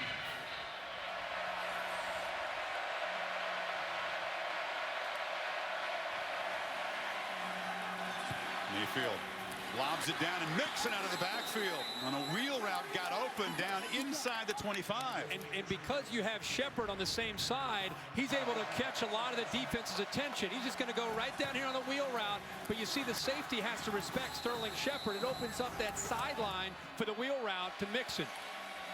18-yard gain, and now Pirine runs the right side. Boy, Lincoln Riley, that young play caller, in a nice rhythm now, isn't he? He really does. And the combination of Mixon and Pirine in the backfield together, you had Sterling Shepard out there making plays. We've not seen Mark Andrews, the freshman, yet have an opportunity, but he has great size, especially down here at 6'5". He's now up in the top. He just came in for Shepard. Boyntkirk, Andrews, 6 touchdowns in his 16 catches. He's got single coverage to the right of the quarterback. Mayfield pulls it, throws back over the middle, and the catch is made by Dimitri Flowers, and the H-back muscling down to the 1. Boy, the flow all the way to the right gets the defense's attention. They've been going down that right sideline, and he just puts the ball up in the air and hopes that Flowers will come down with it. Watch the defense flow to the right, and it opens up the middle of the field, and he relies on the athletic ability of Flowers to go up and make a play. That's trust right there by Baker Mayfield, throwing it to his H-back, Flowers, who goes up and takes that big hit and almost works his way into the end zone. Ryan Stewart, who is a big hitter in the secondary, he delivered the shot, but he took the worst of it against the physical Flowers. Oklahoma has run 41 plays, 21 runs, and 20 passes. That is outstanding balance to start this first half by Lincoln Riley. Stewart collided with the other safety, Waz, against Kansas State. He actually knocked Waz out of the game, and you could see that he's struggling, and that would be a serious loss for this Baylor defense. They count so much on their safeties. Oh, yeah. Tried to get off the field, then went down again. So 56 seconds before halftime, the Capital One halftime report. John Saunders, Mark May, and Mac Brown coming up. And also ABC News will have an update on the aftermath of the attacks in Paris yesterday, as Stewart is helped off.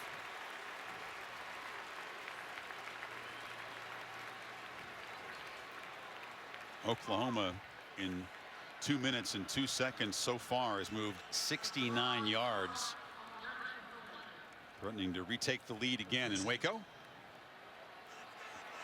Tayon Sells, number 26, the junior, in for Stewart. 2-back look. And working that play clock. They could work it down and leave Baylor They should. time. They should. With the way Baylor can score and the way they move the ball, should work that down as far as they can.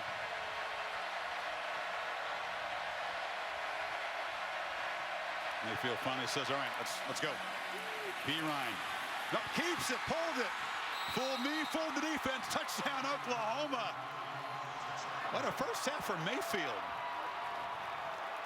The zone read, Chris. He fooled you. You're right. He fooled Baylor. Blanchard came down hard on Pirine, who's had a great first half himself. Catches the linebacker's attention, and Baker Mayfield does a great job of staying on the ride and pulling that ball out. A perfect read, and he walks into the end zone. Seibert, no trouble with that conversion. 28 seconds and halftime. Sooners back up by a touchdown. He calmly lets the play clock go down. He's going to make this read right here. And because Blanchard collapses, makes it very easy. He's collapsing down on Pirine. There's nobody out here to the outside. And he walks into the end zone. I love to see quarterbacks take their time. He worked the play clock down. And then he doesn't predetermine what he's going to do with the ball. Simply makes the read off of number 48, Blanchard. Pulls it, gets into the end zone. Mayfield on that drive, 4 for 4, 61 yards, ran it a couple times and finished it off here. He's 15 at 20, 182. On the road in this environment. He's run the football a handful of times.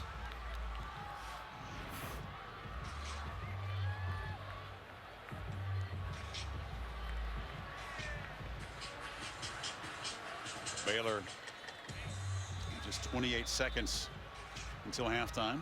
And we'll get the ball to start the second half. But this crowd, dressed in all black, came out charged up. I think they thought they'd see a typical Baylor offensive fireworks show, and the Sooners defense not having it in the first half. Not at all. This is Corey Coleman. He's going to bring it out. Why not give it a go? The top receiver doesn't return kicks too often. He is knocked down hard. The Sooners have terrific coverage units. There's a flag down. Daniel Brooks, one of the backup linebackers, was down there to knock Coleman down. We'll check the marker. There is no foul for a block in the back on the play. It's first down. Northwestern Mutual presenting college football playoff selection committee rankings. Clemson struggled a bit, but won by 10 at the Dome, survive and advance. Ohio State workmanlike.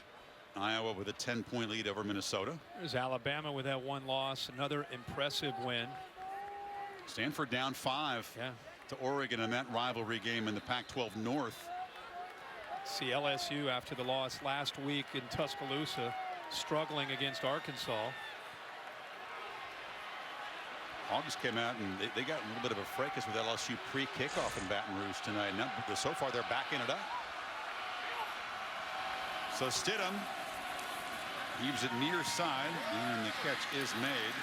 Katie Cannon, one of the speedsters, knocked down short of the 30, and they'll move the chains 14 seconds at half. You know, we'll see if they're able to. They're going to try maybe one more shot here. But Oklahoma's defense. Cannon again, tripped up, dives, tries to get out of bounds, and does at the 33 with 7 seconds left. They have been able to keep 7 defenders against the pass in coverage for most of the game.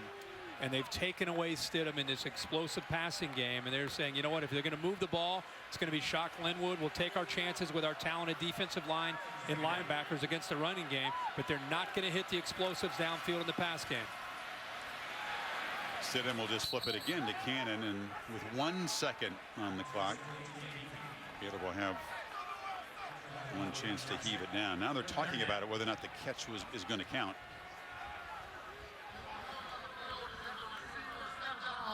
And failed to reestablish inbounds prior to touching the pass.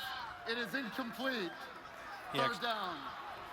It's the call that got so much attention last week in the Michigan State-Nebraska game. Here, Cannon definitely stepped out of bounds and then came back in, so he's ineligible. Less repercussions on this play than on that call. So empty backfield. Stidham. See if he tries to heave it long. They just try to throw it short. Now the catch is made by Davion Hall, who has some running room, but now will be surrounded by Sooners and brought down. And this offense that averages 8.4 yards per play, best in the FBS, averaging far less than that tonight. End of the first half here in Waco. The Capital One halftime report is coming up. John and the gang in the studio, and Heather Cox will speak with Bob Stoops right after these messages.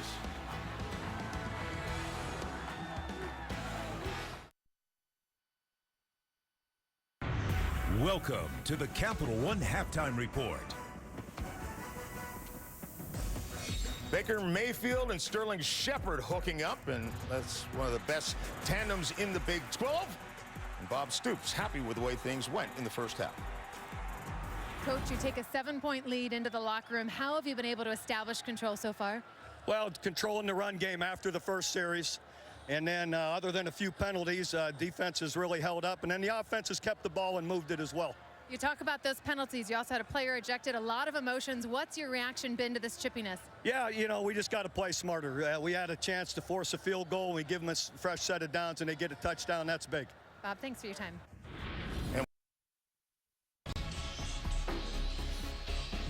Set for the second half on Saturday Night Football on ABC, presented by Walmart. Here in Waco, Texas, the rain is letting up as we get set for the final 30 minutes. A surprising first half.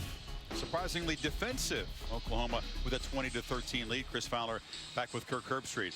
But Kirk, the Sooners have been here before. They played great defense for 30 minutes. Now, what's the key to sustaining it? Because in the second half, the Bears have stepped on the gas the last couple of years against them. No doubt about it. I think their defensive line really started to assert themselves after the opening drive where Baylor went right down the field and put points up on the board. And because of how well they played up front, it's allowed them to defend the run with their front and then still keep a lot of guys in coverage. And it's made it really hard on Jarrett Stidham, the freshman quarterback. We'll see if they can maintain the same effort from Oklahoma in the second half. And if you're Baylor, it's about trying to get your running game going, taking some of the pressure off of Stidham, which they tried to do. Let's check with Heather Cox before the kickoff. All right, guys, I talked to Art Browse, who was frustrated with the rhythm, said we just got out of rhythm, out of sync early. We never got back into it, and that turnover really hurt momentum. One last night, guys, keep your eyes on quarterback Jarrett Stidham. Art Browse admitted to me that he got banged up in the first half. He's dealing with a very sore back, but will continue in the second half. They don't want to get this guy hit because there really is no experience behind him. The Pacific Life game summary, big first half for Sterling Shepard, again, who missed last year's game with an injury. Yeah, 9 receptions at 118 yards. He's putting his heart and soul into this effort, providing the leadership. We talked about Jarrett Stidham, 9 of 13, but the Sooners keeping everything in front of them. Very few passes. This is one of the few passes downfield where they hit Jay Lee, and that's what they're going to try to do here. Try to hit some big plays in a pass game. Stidham takes a shot. That sore back won't feel any better after that big blow from Matt Romar. And remember, we have Matt Diamond out of the game for kicking a Baylor player, so Romar, along with Charles Walker, have got to get it done in the middle. And much like the way most of the first half went, again, that Sooner D-line. Linwood knocked down after a short gain. It'll be third and long. This is a Baylor offensive line. They've given up only 9 sacks on the season. Crowd just not used to seeing this offense shut down. There's a murmur in this place. They need 14. You're going to see 7 in coverage here. Stidham takes a shot for Coleman. Fingertip catch, flag comes in. He's knocked out of bounds near the Oklahoma 40. Let's check the marker. That's got to be pass interference, I think, on the Sooners, and Will Johnson trying to prevent Coleman from getting around him. That hand fighting that goes on down the field. Defensive back and receiver. Prior to the pass, holding, defense, the penalty is declined. Result of the play, first down. And you could see that Jordan Thomas, who Oklahoma wants to have on Coleman, with the formation, they somehow got Coleman matched up with the nickelback Will Johnson, and that's a matchup they'll take every time. Quiet first half for Coleman, only 2 catches for 14 yards. He got 37 on that third down play. Now Linwood is just mobbed and slammed down by Charles Tapper. Another loss on first down. Well, again, I can't say enough about the way this defensive line is playing. You're talking about not only going up against a team that can score, but you have a veteran Baylor offensive line, a physical back in Shock Linwood, a team that's averaging 300 yards a game on the ground, and Oklahoma, with the rotation and athletic ability, winning that battle. Linwood has a crease. Just tackled at the ankle there by Alexander. Prevented a bigger gain. It'll be 3rd and 4. Very few negative plays for this offense. Only 40 all year. The Sooners did a very good job at grabbing him behind the line. On 3rd down, Linwood muscles forward. Don't even need to go forward on 4th down because they will move the chains to the 31. I thought Art Briles made an interesting point with Heather, talking about they got out of rhythm. They had some penalties and miscues and the turnover and kind of got away from what they were doing early. Stidham thought about running and now just dumps it off on the sidelines. That's Cannon making the catch. Quarterback knocked down again. Completion to the 25. They brought a late blitz from Stephen Parker, the nickelback, to right there, number 10. He leaves Cannon. Stidham eventually sees that. He probably should have gotten that out there a little bit earlier to Cannon, but he did take a hit by Parker. Linwood tries to cut back. Gets the edge. Shock Linwood. Another cut down inside the 10. 1st and goal, Bears. So I think that's what makes Shock Linwood so good. This play is designed to go to the left. It's a counter play. He's going to follow his lineman. But look at this. This play's supposed to go here. He cuts it all the way back because of the vision and the feel that he has there. Does a good job of coming off of that. See, all the way back. The play's designed to his left. Looking for a 3rd touchdown and getting it is Devin Chafin.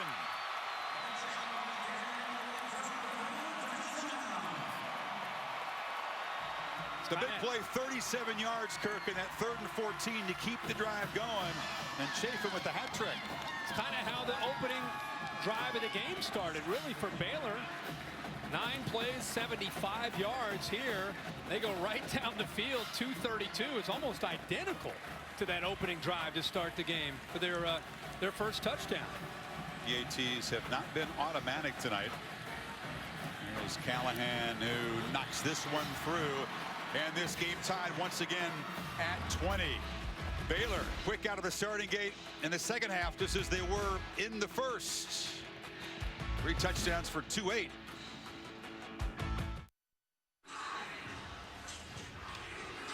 The bridges across the Brazos normally lit up green and gold for Baylor home games, but red, white, and blue tonight, the colors of the French flag, in support in the memory of the victims of the terrorist attacks. More than 125 killed in that city. Prayers for Paris from even as far away as Waco, Texas, and all of us here join in our thoughts and wishes.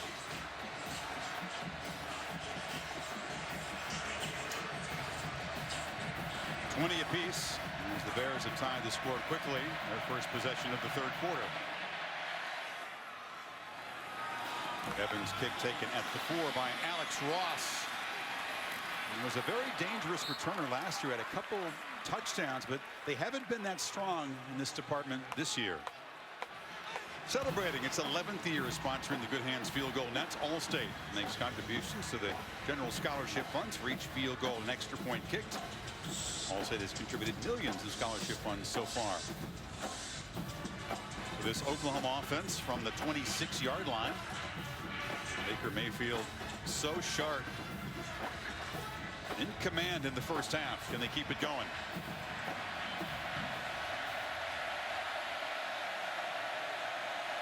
Rain is almost stopped, which is good news for both offenses. Pirine bounces off a man, gets to the edge, just runs through the tackle of Stewart, and they'll move the chains. Heather? Well, some defensive news for Baylor. As you'll recall, defensive taker Bo Blackshear injured his right knee in the first half. They evaluated it at halftime. He will not return. Also, starting safety Orion Stewart is out there, but battling back spasms. Heather, thank you. Byron Bonds, one defensive tackle, already out with a knee strain. Now Kirk Blackshear unable to return. Heather reported that Oakman is dealing with a couple of lower body injuries. And now look at this. You have Andrew Billings down. He's going to get up. He's been fighting through an ankle injury for the last few weeks. Sure has. Still not 100%, he told us.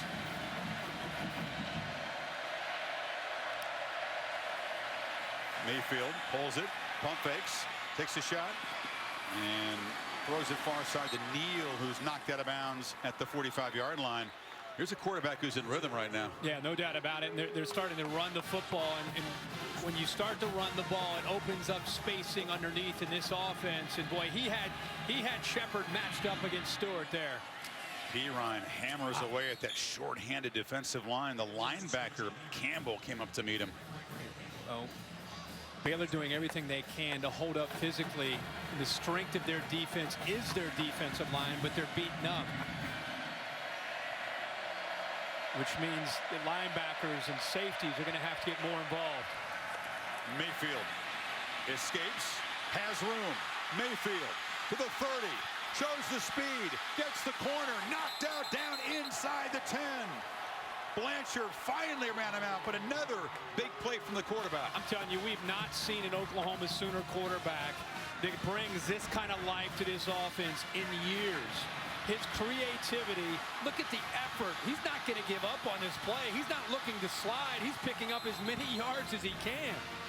34 of them on that scamper. First and goal. Great block downfield by Westbrook to help him give him more yards.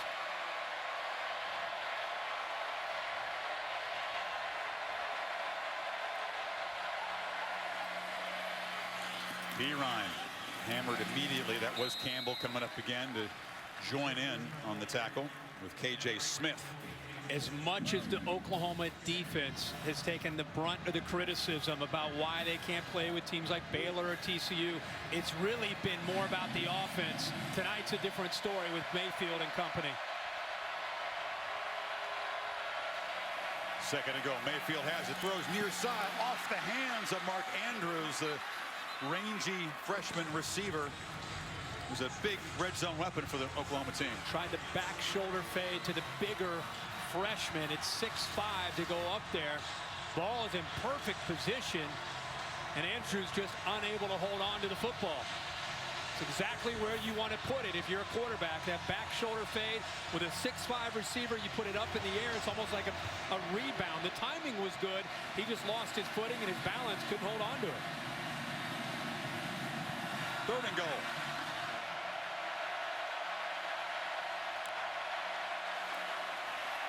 Mayfield on a slant. Touchdown. Shepard went down low, scooped it up, and Oklahoma takes the lead again. Chris, look how Baylor's walked up. They're blitzing, which creates a nice big void right behind the blitz. Baker Mayfield has time, finds it, waits for the right moment. You'll see Blanchard go up in the air. He throws it right behind him, right low and away where it needs to be. Conversion good. Shepard now, 10 catches, 125 yards, and 2 touchdowns. And Stoops' offense converts again in the red zone, back up by 7.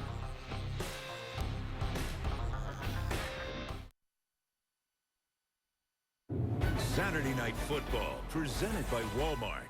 Stop by a store or visit us at walmart.com to share wonder every day.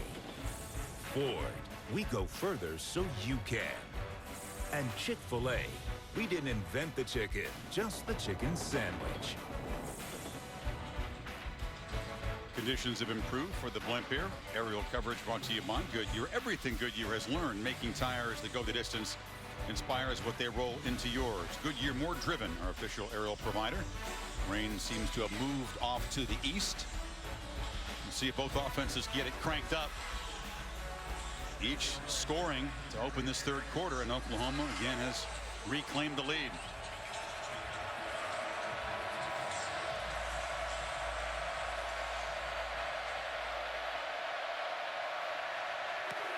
Nate Hodson drives it into the end zone. Most of his kicks are touchbacks, and that one is as well.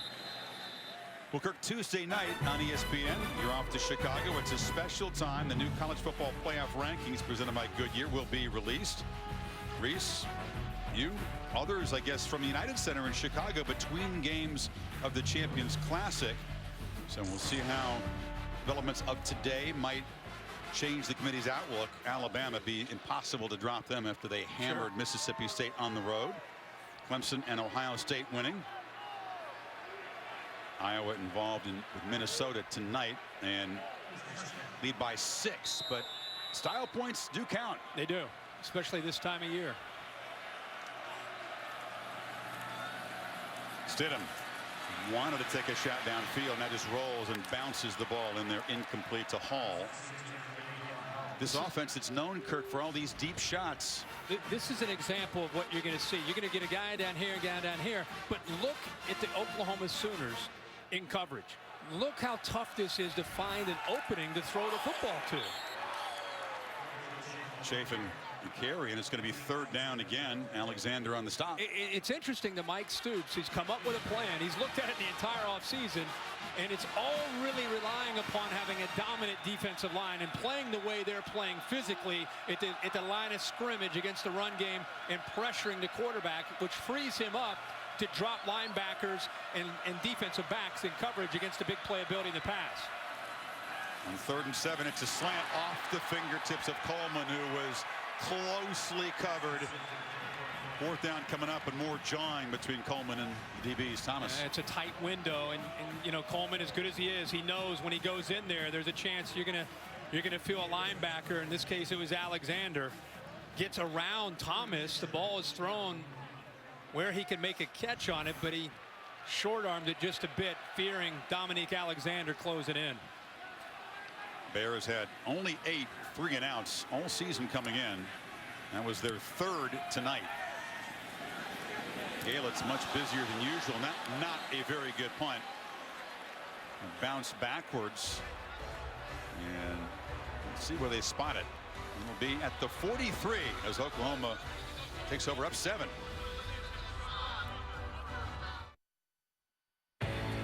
Chicago, my town, where past champions will clash. And future champions will be decided. The Champions Classic and College Football Playoff Top 25. All live from Chicago Tuesday on ESPN. The 27-yard punt. It was a funky end to it. Watch Dakota Austin, number 27, down in coverage, and boink, right off the the helmet. Lucky that ball happened to bounce out of bounds for Oklahoma. You imagine if that bounced back into the field of play? They've been a live ball instead. Oklahoma at the 45, trying to build on the 7-point lead. Mixon, the running back, at the bottom of the formation. It's Pirine who's got it, makes the cut. Samaje Pirine in the clear. Stiff arm, still running. Touchdown, Oklahoma. 55 yards. And the Sooners go up 2 scores.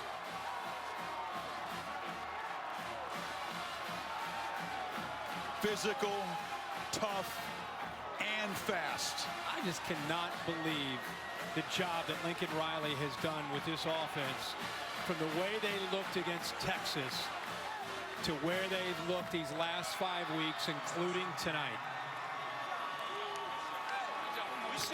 This team had 67 yards rushing against Texas. His longest run allowed by Baylor this year. And give Lincoln Riley credit here, Chris, because look at the formation. He's got Shepard over here. By doing that, he gets a linebacker and a safety over here. There's nobody in run support on this side. And the reason that's important is once he gets through, you got a blitz right there. You get a nice block from the right tackle, Samia, and it just frees it up. And I'll tell you, the big fella has speed when he gets out into the open field. But look, there's nobody there. Blanchard blitzes. He gets picked up right there. And there's nobody left because the formation moved the safeties into the boundary. And here's a look at pylon camera. Samaje steamrolling into the end zone. It's short-handed Baylor defensive line down Blackshear.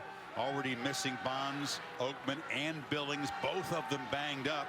Wow. Beginning to wear, and you're right, Lincoln Riley calling a terrific game. It really is. And Casatati, the right guard. Samia, the right tackle. Both with 2 blocks to spring Pirine loose, but it was the formation and moving the safeties and linebackers out of position that really opened that up. Johnson again drives the kick deep, and Chris Blatt's going to bring it out. Knocked down across the 15. ESPN's got you covered tomorrow morning. NFL Insiders Sunday edition at 10 Eastern. Sunday NFL Countdown with Boomer and the gang at 11. Also on the Watch ESPN app. So now, Kirk, Jarrett Stidham, second start of his career, the first one at home in this big showcase game, facing a 2-touchdown deficit. composure. Art Briles has been here. He understands. You just got to keep sticking to the game plan and doing what you do. The blink of an eye, they can get back into this game. But they've got to start to challenge their offensive line to start winning some battles up front, because they've been losing to that defensive line.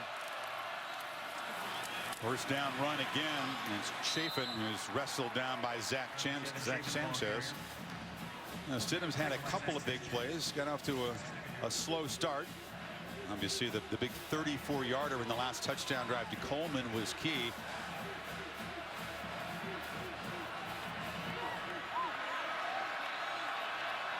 And the Bears just not in that rhythm, not playing with their usual tempo, are they? Not at all. An offense that snaps it every 16 or 17 seconds. Stidham breaks free and then slides down across the 20. It'll be third down and a long 4. And there's an example again. There's just nowhere to go with a football. You've got underneath routes getting in this area right here, and look at the Sooners in coverage. You're a freshman quarterback. Where are you going to go with the football? Great coverage again by the Sooners.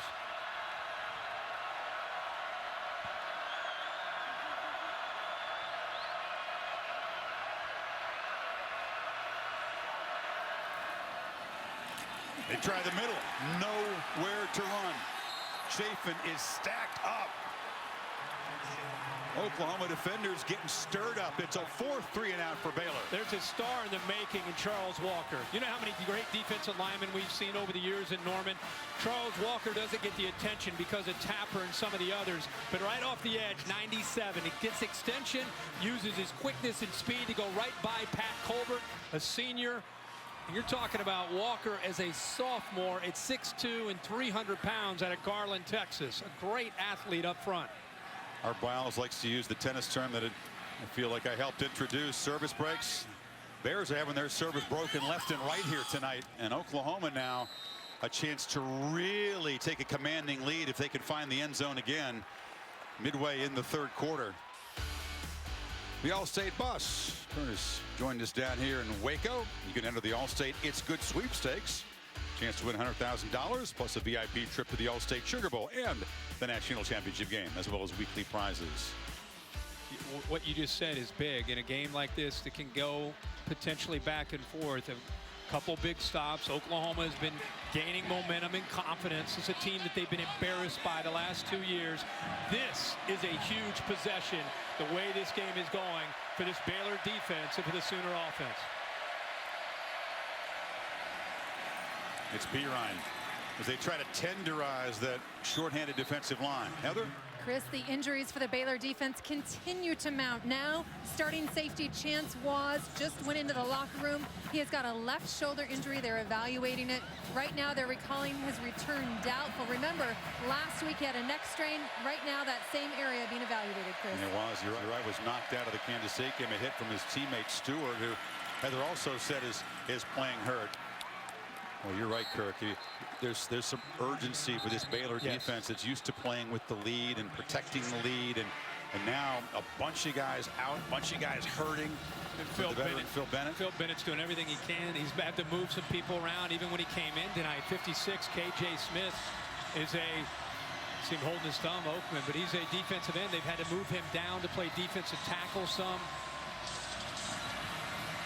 This would be big for the Bears if they could get off the field here on 3rd and 4.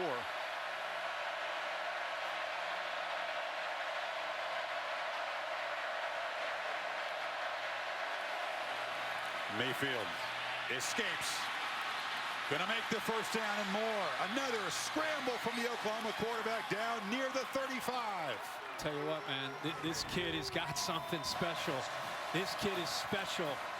3rd down, you're going to play man-to-man. He's got mobility. He's got feel. He recognizes it, takes off, and picks up the first down. Pirine hammers ahead and escapes and is tackled just as he was trying to get momentum by Sells. Well, I thought he might pull out of that. Chris, I thought he looked like he was down. This guy has such balance. Watch him run. Low center of gravity, somehow sneaks out of there. And if it were not for the effort by Sells, he's into the end zone again. Watch some of his runs this year. I think this guy's got tremendous flexibility. You're right. For a really powerful guy, and that helps him. He's become such a more complete back, though. He's more agile. He's got more lateral movement. Last year, he was a bull. Mayfield loops the ball for Shepard, far side, out of bounds, overthrown. Lincoln Riley going for blood right now. This is Baylor-like what they're doing, isn't it? That's what I think. We're all sensing how big a possession this is, whether it's Lincoln Riley down there calling these plays or the viewers or you and I. This is a crucial point in this football game. Another third down. Bears are showing pressure. Now remember, when they've showed this blitz, he has an opportunity to be able to try to get the football right here to Sterling Shepard.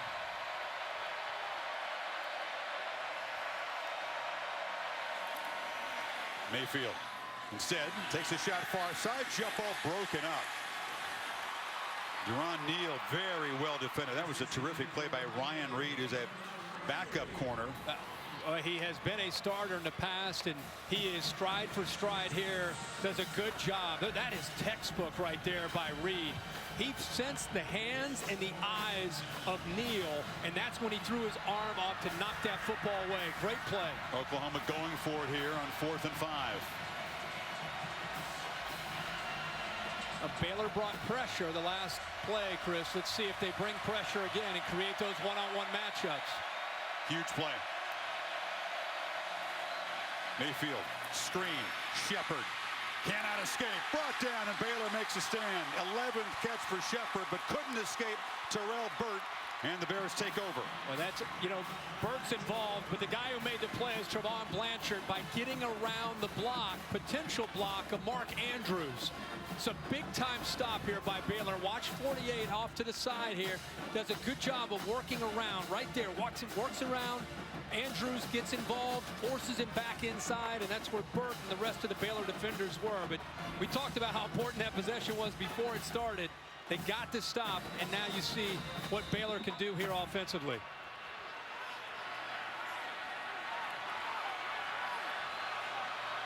Can they find some rhythm with this true freshman quarterback? Play action on 1st down. Nowhere to throw the ball. Stidham backpedals and now just chucks it into the Oklahoma bench. Again, great coverage. Yeah, 7 guys in pass coverage. Mike Stoops, I know he's upstairs looking down, watching this.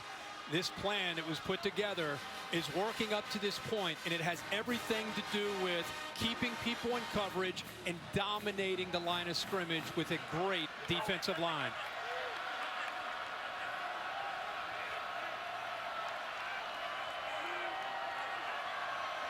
Coleman is to the left of the formation. Chris, usually you have to commit numbers against Shock Linwood in the running game, and it leaves you vulnerable in one-on-one opportunities in the pass game. Play action, they flip it across the middle, catch made, blow delivered, and still running is Gus Penning, the tight end with a huge play down to the 30. As Briles dials up a little deception. And he came right out of the backfield, right here. He looks like he's going to lead block, and then actually just sneaks behind the linebacker, Alexander.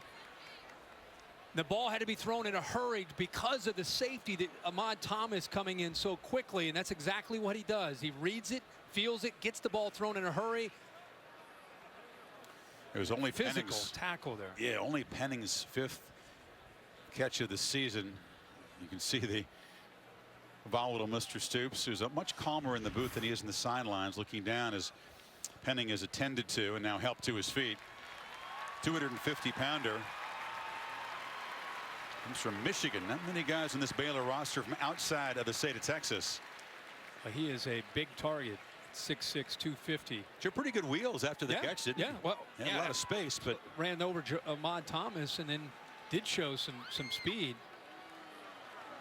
Gotta love how Baylor just kind of keeps pecking. They keep looking, they keep trying to find it. It's not working in the run game. Coleman's not necessarily working. And they decide to go to Gus Penning, who has 4 receptions on the year. Sneak him out of the backfield. They just keep trying to find a weakness in your defense. Big Laquan McGowan, number 80, is lined up in the backfield. 39-yard gain sets him up on 1st down. Sit him with a pump fake. The end zone. Jay Lee is wide open and dropped it. right off the hands of the senior receiver.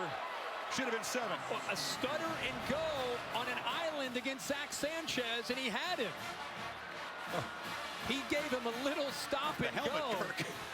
And it was right through his hands off the face mask, but Zach Sanchez, who's a little bit of a guesser, jumped the route early, and it was very easy for Lee to get around him. He just dropped the ball. Linwood runs forward, and again, when you're trying to make up a 14-point deficit, drops like that, amplified importance if Baylor can't find the end zone on this drive. That'll be one they'll remember. He's the quarterback saying, ooh. This is 3rd down, but obviously 4-down territory. Linwood chased down by Stryker for a loss. Eric Stryker makes his first big play of the night. Not just a sack master. You have Stryker involved. You also have the middle linebacker, Jordan Evans. Here's Stryker. He's going to attack. He sees the formation. There's not a tight end there. It allows him to collapse in a hurry. Shock Linwood never had a chance with that closing speed of Eric Stryker. Makes this 4th down play a little more complicated. They now need 8 yards after the loss. Stidham on a slant. Cannon makes the catch inside the 5. 1st and goal. Clutch for Katie Cannon. And the quarterback. The middle of the field is wide open. Watch the ball, and there's the arm strength that we've talked all week about from Jarrett Stidham. Bears wanted to play fast, but as Sooner is down on the field. Another look at the catch. Well, look at the arm strength. That ball is thrown, as we say, on a rope there. Between the safeties, behind the linebackers. This is where they like to attack. When they get their speed out in space, they love to come into the middle behind those linebackers. Here's his arm strength. It's that tight spiral we've seen from him. It's Charles Tapper, who's down for the Sooners, star defensive lineman, but Stidham's been clutch. They had the 3rd and 14. They got the big gain in the last touchdown drive, 23 yards on that 4th and 8. For a young guy, he does come across as almost unflappable as far as the pressure. It doesn't ever seem too much for him. You said it well, though, yesterday as Tapper has helped up. It was so easy for him, almost effortless in his first start, a tough environment.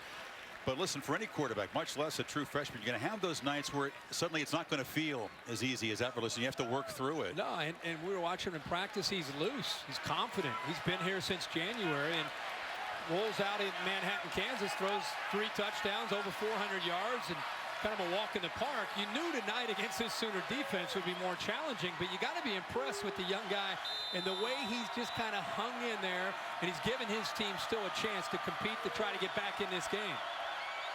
So 1st and goal, the big truck. McGowan, number 80, shifting around. He's on the left end as an extra offensive lineman / tight end.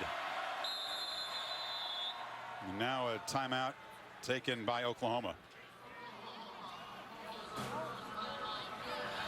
Baylor tries to cut into this lead when you come back.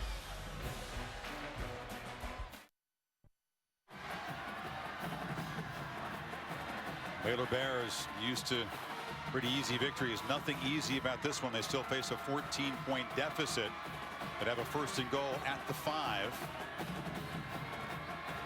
They have been physical when they've had their chances tonight inside that 5-yard line. Devin Chafin, usually 28, has been in there. Their power back. Both teams, Kirk, have been perfect in the red zone, each 3 for 3 with touchdowns. What do you think? Throw to the big fella, McGowan? Big 80. He's got great hands, very soft hands. He's in the left side in the tight end position. Chafin already with 3 touchdowns. They fake it to him. Throw to the big fella. 410-pound touchdown. Art Briles had a twinkle in his eye. Said, "Come on, you get involved the big fella, so you might see something." That's what I thought. Good call there. If there's ever a time to see it, 1st and goal. The big 400-pound tight end. You got to get him the ball. The only other time he's had a chance was in last year's bowl game against Michigan State. We saw him in practice. We were mesmerized by how soft his hands were, catching balls one-handed. He's a terrific story, too. He wanted to be an NBA star growing up, kind of outgrew that. Went to high school at a boys ranch, which he actually asked for. Gave him discipline, direction in his life, and you can see the talent. Soft hands, good feet for a big fella, huge fella. And it's actually a really good call because they're not anticipating him sneaking in behind. They're thinking that Chafin's going to run the ball. So he just does a nice job there and just shows a little bit to Devontae Bond right here. Just gets his hands up and then just comes off of him. Stidham gives him a little time, has the patience there to be able to get him. Takes a little bit of time for 400 pounds to get around. You know when you score a touchdown, you try to lift up the guy that scores? Are you kidding me? They tried to... Who's trying to lift him up? They tried to lift a whole... Oh! Durango got him up! Heather, what do you got? Hey, guys. Laquan McGowan is large, as you guys talked about. He wears a size 21 shoe, but during games, he squeezes into a petite size 18. He says even though his toes are pinched, it helps him run faster, and that his correct shoe size feels too heavy on the field. And when you're younger, imagine trying to find a size 21 shoe. He was competing in sports, asked the Dallas Mavericks for help, asked the Cowboys for help. They didn't have shoes big enough, so Shaquille O'Neal sent him shoes when he was playing for the Phoenix Suns, so he'd have some shoes big enough. Kick goal bounce out of bounds. All he does is score touchdowns, Kirk. 3 career receptions, 3 touchdowns for Big Laquan. Let's go to Cassidy Hubbard for an update from the studio. Thanks, Chris. Taco Bell studio update. Houston came back from being down 20. Memphis with a chance to retake the lead, but Jake Elliott misses the 48-yard field goal. Houston survives to stay unbeaten. Meanwhile, Stanford needed a 2-point conversion for the tie with seconds left, and Kevin Hogan incomplete pass. Oregon upsets Stanford 38-36. Chris, hurry, back to you. Wow, what a huge win for Helfrich and the Ducks, and that's obviously a critical loss for Stanford's playoff chances and probably for the whole conference's chances. I said this morning if Stanford were to lose tonight, get outscored by Oregon, that could really crush the Pac-12 and their chances of getting into that top 4 remainder of the way. Utah, I suppose, only the glimmer of hope from that league. So the Sooners up only 7 now. Hand it to Pirine, who breaks another tackle, gives another stiff arm, and makes another good first down gain. Now, here's a flag. A helmet was ripped off. One of the defensive linemen, that was Billings, who lost the hat. I don't think it came off on its own. Well, there were 2 guys just swinging at each other. Jonathan Alvarez, the left guard, and you said Billings. Boy, they were going after each other. Reggie Smith trying to sort things out there with his crew. They've had their hands full tonight. Been a hot-tempered game. Mental mistakes on both sides. Personal foul, hands to the face. Offense number 68. Caused number 75's helmet to come off. 15-yard penalty from the dead ball spot.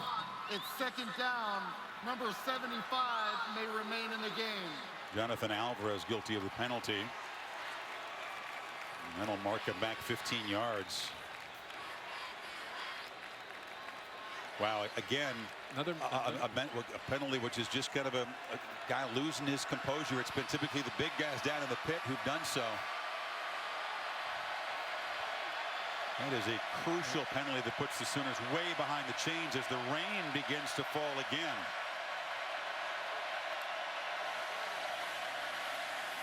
Mayfield rolling out. Under pressure and just throws it away. Blanchard is at a big night, was given chase.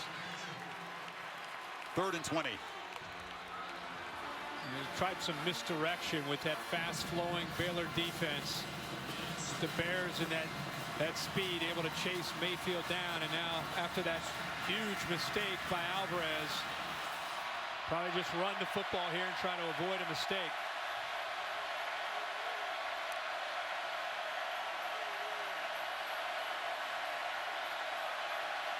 Energy is back in McLean Stadium, big time.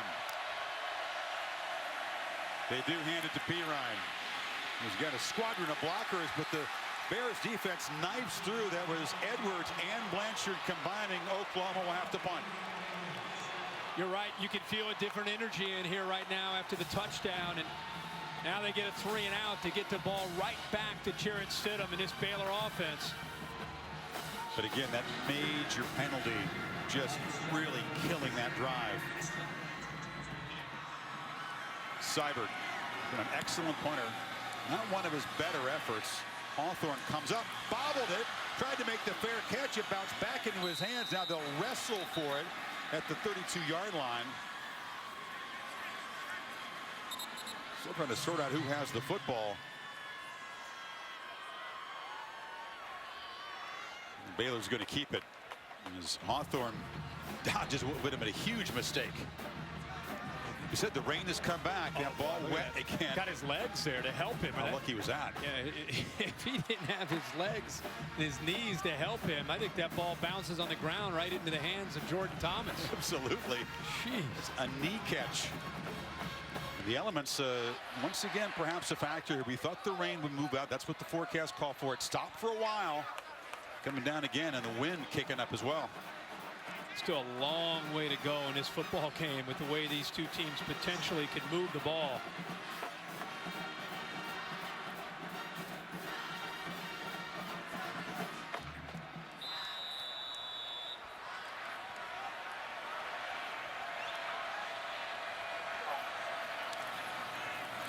Linwood, there's some hesitation. Stidham wanted to pull the ball. Linwood didn't want to give it up. And the quarterback keeps it for a short gain. That's a zone read play with a quarterback and the running back. Remember, they're not sure who's going to get it depending on what the defensive lineman does. And Walker doesn't really commit. So you got Linwood saying, you better take it. And you got Stidham saying, you better take it. You're lucky to get back to the line of scrimmage. Now Stidham fires. Intercepted. Zach Sanchez has got it. Weaving his way down inside the 30. A miscommunication between receiver and quarterback, and Sanchez makes a big play. That's exactly right. K.D. Cannon not on the same page with the young freshman Stidham. And in this offense, this is about timing, and Stidham gets the ball out. He read a certain coverage. There's a lot of adjustments to coverage. Cannon didn't even know the ball was thrown. He runs a quick slant. And Stidham expecting something else because of the coverage that he saw. You can see the ball is thrown. Cannon has no idea. Part of Baylor's offense, again, is the receivers and the quarterback being on the same page and reading the coverage together.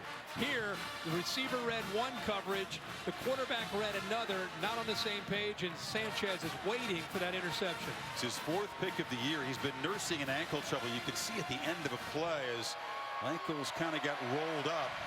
The alpha of that secondary sets the Sooners up at the 28. And Mayfield wants to take a shot on first down. Loops it downfield. Shepard makes the catch down to the 12-yard line. Well, that is a and he's now slow to get up. That's a big arm. You're throwing that in the college game from the left hash all the way to the sideline, and he throws it again on a rope with a safety that time. Burt has no chance to come over and make a play on the football.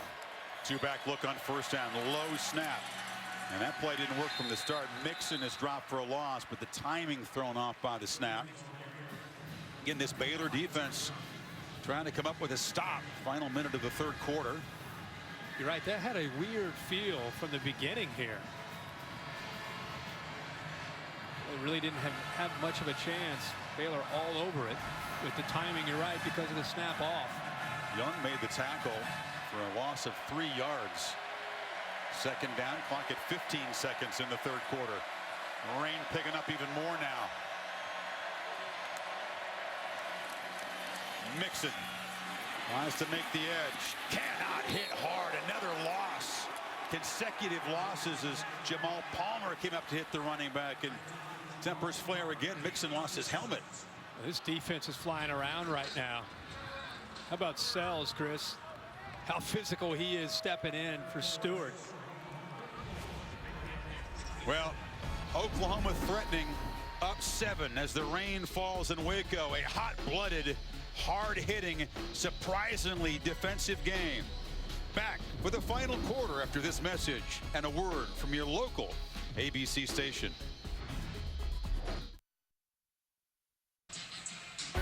Certainly hope the national championship trophy presented by Dr. Pepper is water resistant. To be awarded to the winner, of course, January 11th in Glendale, Arizona. Baylor still bothered they weren't given a chance to compete for that trophy last year. Trying to make their playoff case with a win tonight. But Oklahoma trying to build the lead as we begin the final quarter. 3rd and 14. They got to get down to about the 2-yard line. Empty backfield. Bears back out, rush only 3. Mayfield looking for somebody. Still looking, fires, end zone, broken up. Trying to get it to Mark Andrews, who's had a couple of opportunities. He's holding his left arm. Wells was in coverage. It's 4th down. Well, Mayfield did everything he could to keep this play alive and eventually finds Andrews, who has a chance here. It's the 2nd time tonight we've seen the young freshman have a chance to make a critical play. That's a beautiful view of it right there. But unable again to squeeze the ball for a first down, maybe a touchdown there. He's been a reliable target with 6 touchdown catches. So instead, Seibert from 33 to make it a 10-point game. And he knocks it through. So Baylor, 13 seconds into the final quarter, once again down by double digits. Our Pacific Life game summary as we begin the 4th quarter here. Each team with a couple of touchdowns in the 3rd quarter. Shepherd having a monster evening for Oklahoma. 12 receptions, approaching the single game Oklahoma record, which is 15. He's got a piece of that record. He's trying to make up for the last 2 games against Baylor in one night. Trying to put 3 into 1. Thompson to boot it away. Sooners will work into the wind here in the final quarter. And this kick will not reach the end zone. And Ishmael Zamora has a chance and gets a couple blocks. Zamora runs by the kicker to midfield and knocked down inside Oklahoma territory by Stephen Parker. But a big play from the special team sets up Baylor. Boy, what a great job. And, you know, the coaches told us about Zamora and his big play ability as a wide receiver. And he is a big, rangy guy as a freshman. It's 6'4", 220. And I tell you, the kicker just slowing him down just enough allowed Stephen Parker to eventually catch up to him. But that was just great blocking and hitting the crease and having some natural ability and that speed at 6'4". Zamora with a 58-yard return. And now Stidham set up at the 49, or 39, I should say. And feeds it off to Linwood, who's wrestled down. Jordan Evans came flying into the backfield. And that reoccurring theme with Oklahoma's defensive line and linebackers doing a very good job on early downs of pinning their ears and attacking that offensive line, that veteran offensive line, getting off of blocks and getting into the backfield. Linwood on 2nd and long. Hesitates, will be dropped. You just don't see Baylor lose yards like this. I mean, you're talking about a back that averages 8 yards a carry and a team that averages over 300 yards rushing, and it's been tough sledding up there. This is another example. Look at the extension. Look at the linebackers closing, linemen getting off of blocks, and they're just chasing him down. 2 runs, lose 5 yards, and now Stidham facing 3rd and 15. And I don't care how good a freshman quarterback you are in this, and how good this offensive scheme is. 3rd and long like this is tough. Play action. Stidham hit at the 50 and slammed down by Tapper. What a stand by the Sooners defense after the big kick return set the Bears up. Well, Charles Tapper is in a sprinter's stance. You know, he's had 5 sacks in the last 2 games coming into tonight, and there's nothing that Stidham could have done here. Watch the speed rush right here. Watch how quick Tapper gets by this offensive line. Kyle Fuller, one of the better linemen up front, just cannot deal with the leverage, the speed of Charles Tapper that time. As I said, 3rd and long, you know what's going to happen. And Tapper pinned his ears back and just put that speed rush on him. I figured, Kirk, no way in that series are they going to ever punt the ball. But Stidham was hurt on that sack. And on 4th and 21, Riles, as much as he hates, has to punt it away. Coverage team does a great job. They hustled down. And that was Patrick Levels just dropping the ball at the 1-yard line. So the Sooners up by 10 will start from the 1 as Pylon Cam shows you this nifty special teams play.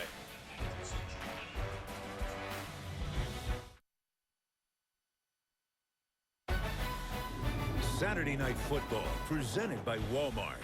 Brought to you by Pacific Life. For life insurance, annuities, and investments, choose Pacific Life. The power to help you succeed.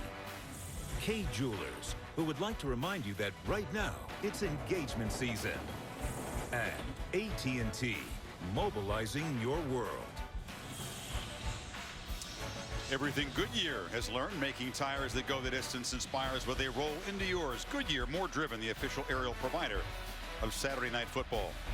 Jarrett Stidham in obvious pain, trying to grit his teeth, not let his teammates see it after that sack by Tapper. Oklahoma takes over at the 3. They spot it there. That's where Levels first touched the ball, covering it. But here's Big Tapper hammering the freshman who, again, he's getting a taste of what college football is about. You can see him grimace right away. They don't really have any experience at all behind them. Chris Johnson's a sophomore that's not attempted a pass, and 3 has got to try to grit his teeth and hang in there. There's Seth Russell, the opening day starter, who was injured. On second down, Mixon hammers forward across the 10. It'll be 3rd down. Kendall Briles visiting with Stidham. Seems to be okay. Well, they're going to make sure he's ready to go back out there and clear his mind and get ready to play football. Meanwhile, Mayfield chased around on 3rd down, barely stays out of the end zone. They rip at the football and drop him at the 1. Jamal Palmer, and again, Trevon Blanchard in there. Yeah, Blanchard's had a heck of a night for this Bears defense, and you gotta love Phil Bennett's mentality. We've got him pinned back. Let's pin our ears back ourselves. We've seen Oklahoma doing that a lot. I think we've called Jamal Palmer and Trevon Blanchard's name more than anybody else on this defense tonight. They've been out on the edge. They've been blitzing from the outside, making plays against this very talented Oklahoma offense all night. No, you're right. Phil Bennett doing a heck of a job staying aggressive. Both really long, athletic guys. Blanchard had the pick earlier.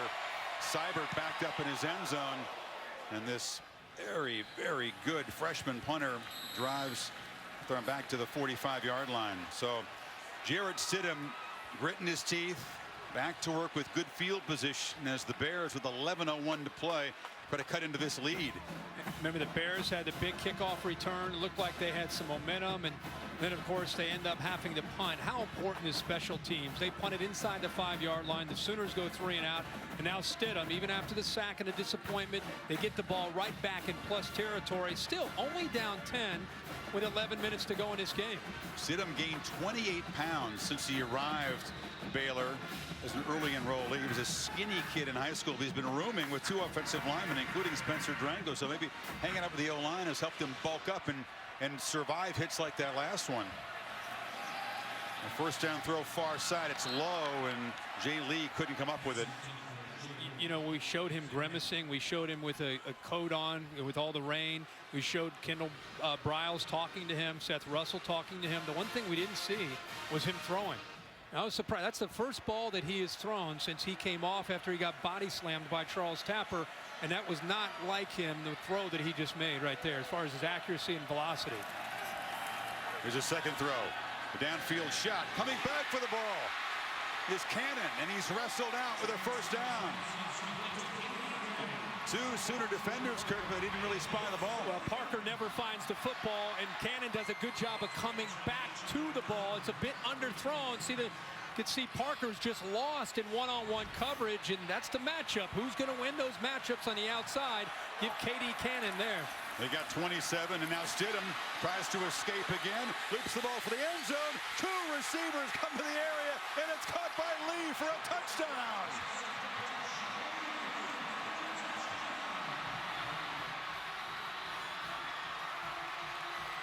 Cannon, meanwhile, the second receiver who almost collided with Lee, is down in the corner of the end zone. Not how they drew it up, but they'll take it. Right. Anytime you see 2 receivers in the same area almost crash into each other, there's a mistake. But you're right. See Lee coming out, and right there, the ball's thrown to Lee. How Cannon got involved, I think he started to improvise a bit. That ball is thrown right over the shoulder. Sooners defense confused there. Jordan Evans for Oklahoma was also hurt on the play. Cannon off and walking to the sidelines, but what a gritty drive for this quarterback. An obvious pain, comes out, uses the field position, and now Baylor A PAT away from making this a 3-point game. These have not been automatic tonight. Callahan out of the hole of Cole Edmondson. No problem that time. Tough guy quarterback showing his grit as the Bears fight back at home. 3-point game in Waco.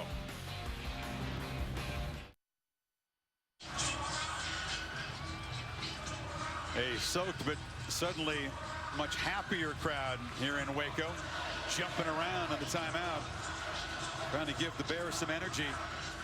A 3-point game. The guys in the sidelines doing the same. I remember seeing that sign over the years when the Bears were underdogs and pulled off surprises, coming in as favorites tonight over Oklahoma. Had their hands full.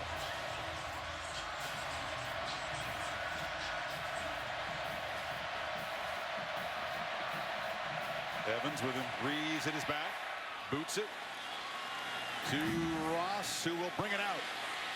Alex Ross straight up the middle, dragged down at the 23.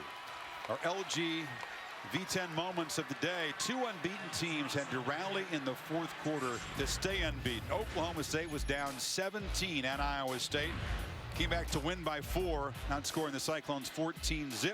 Sets up the potential showdown at home next week against Baylor. Michigan, a late touchdown to force overtime, won it in double overtime in Bloomington.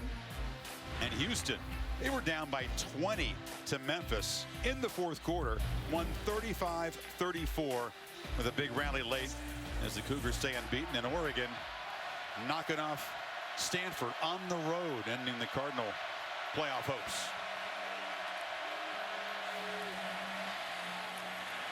Mixon. Bears string him out, drop him for a loss. You saw Sean Oakman get penetration to slow Mixon down. But how about the rest of this defense? Anticipating run and beating Mixon to the corner there. They tried to outflank him. There's just nowhere to go. Watch the speed of this defense. Oakman gets some penetration, slows him down. But look at the outside there. Look at all those black jerseys. And Trevon Blanchard again just selling out with effort on that play. Mayfield rolling, chased. Throws it into the benches. He's dropped. A flag comes in. Blanchard was pressuring him. So was Palmer. Mayfield slow to get up. Personal foul, horse collar tackle, defense number 48. 15-yard penalty, automatic first down. Actually wasn't a tackle. He did grab the horse collar of Mayfield. That's Blanchard there as he was throwing the ball away. Blanchard again with that speed, but right there with the right hand, pulls the back of that jersey. Right in front of the referee. Such a potential for injury on a tackle like this. Pulled backward, you could see Mayfield grabbed his leg after the tackle. I was looking at the ankle or the knee. He's up though and ready to play the next down. Improves the field position up to the 32. Mayfield still easy. Now both quarterbacks are trying to play through some pain. Now it's Burt, Terrell Burt, the safety, just in the secondary on his back. That was a called injury by Baylor's Ryan Reed, number 9. He told Burt, "You're supposed to be hurt. Go down." I've never seen anything like that in my life. Watch this. He actually go, "Hey, go! No, you're hurt. You're down." "Oh, okay, man. I got you." What? What are we doing here? What are we doing? Hey, did you say that's a called injury? Yeah, he's like, "Oh, yo, you're down. You're down." That is awful. Sure, I'm not sure that actually even helps the defense at that point. I mean, Mayfield was hurting himself. Now he's going to fake a limp? I mean, that is Bush League. I don't get that. That's the kind of thing that you like to criticize soccer, one of my favorite sports, for, that kind of acting job. No, but I mean, this is football. That's unethical. You don't do that. That's awful. Now he's gonna fake it all the way through and then hustle back out. Play or two later.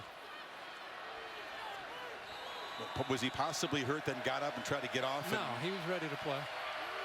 No. Well, they're carrying through this thing. They're continuing the charade. First down. Mayfield had time, escapes, has a lot of room. Mayfield shaking, diving to midfield. He is ripping his arm. Both quarterbacks just battling through some pain, but they move the chains again. Again, man-to-man coverage with an athletic quarterback. You've got to be very careful. If you're not going to spy him with a linebacker, he's going to have a lot of room to run. In fact, we've seen Baker Mayfield tonight recognize that man under coverage and take off and run and pick up big yards. He's got those rubber pellets that are in the field. They're all over his face, his face mask. He didn't care. Ryan muscles forward for just a few. You know, you talk about this conference, Kirk, and now it's all about finesse, and they don't really hit or tackle or play defense. We are seeing the opposite of that tonight. Oh, without a doubt. If people have not seen a lot of Big 12 football, they have to be appreciating the contact, physicality, the way these teams are playing on both sides of the football. Yeah, you're seeing some points, but you're seeing two defenses fly around and make some plays, too. And you're seeing two defenses that are really going to be under stress, aren't they, in the final 9 minutes, because both offenses have begun to crank it up and run lots of snaps. Play action on second down. Mayfield has time. Can he find a receiver? Flips it complete. First down at the 40-yard line. That's D.D. Westbrook. He took a shot at the end of the play. What he did there is he was trying to get the ball to his main man tonight. Throwing the ball to Sterling Shepard, but he's taken away. Watch him come off of him in the middle. Shows the patience, and then eventually D.D. Westbrook breaks free. It's a good job of improvising there by Westbrook, and a nice job by Mayfield of seeing him. Yeah, good toughness. The receiver had to know he was going to take a big shot after that catch. Ryan hammers ahead. Brought down by the ankle, but he's got a first down inside the 30. It was Singleton saving a touchdown. Yeah, he follows Orlando Brown, the freshman left tackle, and Jonathan Alvarez. Watch the two big fellas lead the way on a counter play. Opens it up, and again, he's got acceleration for his size at 230. 157 yards for Ryan.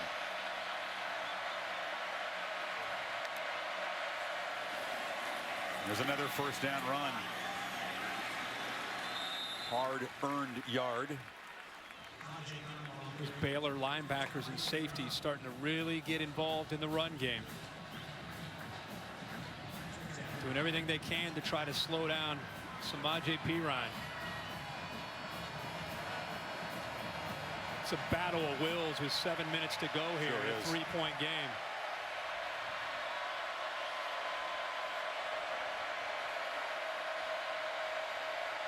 Sooners using some play clock here. Second down throw. Near side. Catch made. Shepard out of bounds. First and goal, Oklahoma. It's a one-on-one matchup. Sterling Shepard matched up against a safety, Singleton, who is in this football game right now. Look at the cushion that Singleton gives Shepard because of the appreciation and respect of how he can get by him vertically, but a mismatch when you have your best receiver and the quickest receiver up against a backup safety, and that time Baker Mayfield was able to locate him and make a nice throw. Targeted 15 times. He's made 13 catches. He goes out now. Andrews, the freshman, has had a tough night back in the game to the right of the formation. And the clock was running down, and Oklahoma has to spend its second timeout. Stoops frustrated. Did not want to get backed up 5 yards there, that's for sure. I think Bob wants this one tonight. Yeah, he's got a little bit of fire going tonight. He sure did. In the pregame warm-up, he was extra involved. He would love to throw the headset, but he can't. You can see the visor and the hood, and let me throw that thing. Can I? Yeah.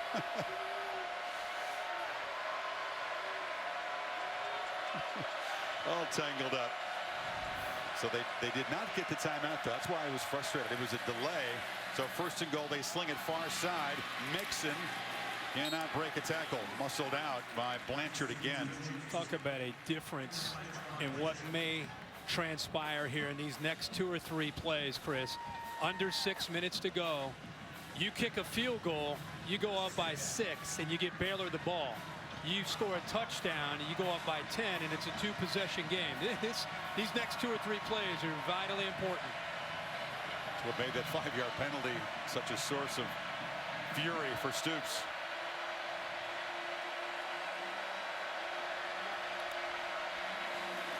Fake it to Mixon. Mayfield on the run. Keeps it knocked out inside the 10. So it'll be 3rd and goal. They'll spot the ball down at the 7. We've seen Sterling Shepard in some of these red zone areas check out of the game for the larger Mark Andrews at 6'5", and looks like Andrews will come back into the game, but this time you're going to see Sterling Shepard stay in the game. He'll be lined up in the slot. There's Andrews.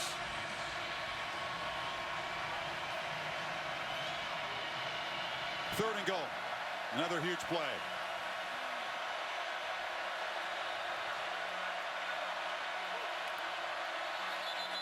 Bob Stoops calling a timeout. He was kind of working the sideline, prowling towards the official. I couldn't tell if he was going to make the call or not. Now what will the Sooners call? 3rd and goal coming up next.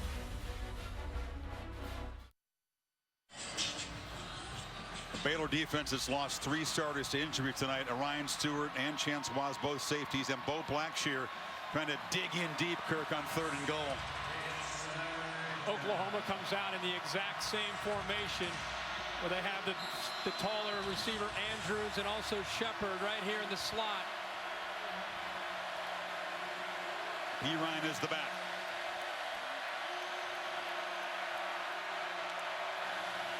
Bears rush only 3. Mayfield looking, scrambling, retreating, fires to the end zone for a touchdown to Flowers.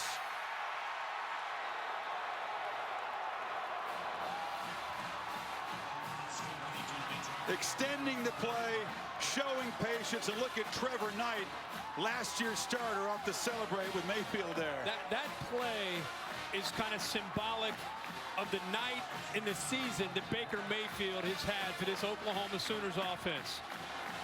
You thought he might give up on the play. You thought he might throw it away. But his H-back, who was in blocking, Flowers, talk about Mayfield's going to get the credit, but Dimitri Flowers was blocking.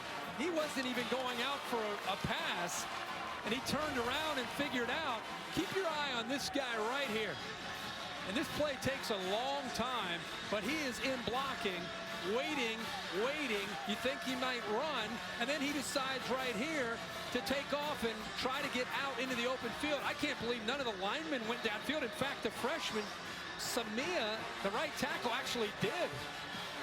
The right tackle, 75 from Oklahoma. He's almost near the goal line. You can't blame him. Mayfield was scrambling for 15 seconds back there. But Flowers has made 2 catches tonight, both of them huge. One setting up a touchdown, and now that touchdown gives Oklahoma a 10-point lead inside of 5 minutes to go, and may have been their crucial play to help the Sooners get some payback against Baylor. I cannot say enough about Baker Mayfield. The energy, the heart that he possesses, and how his team feeds off of him.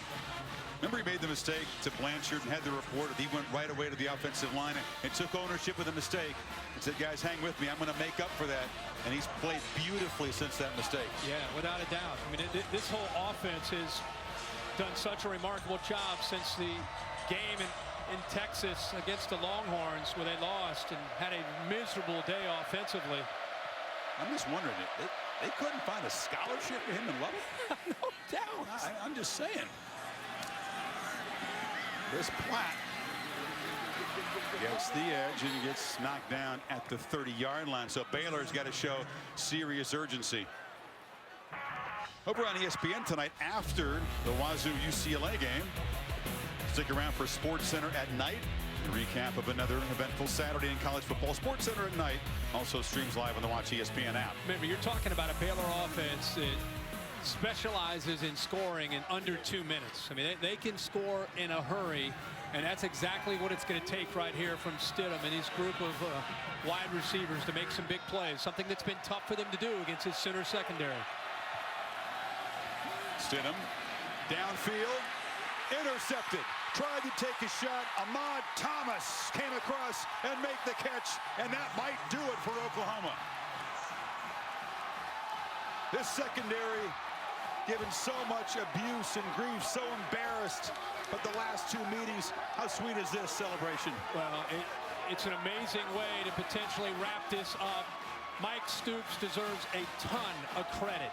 He's taken so much heat in Norman for the way his defenses has performed in some of these bigger games, giving up a lot of points, giving up a lot of plays.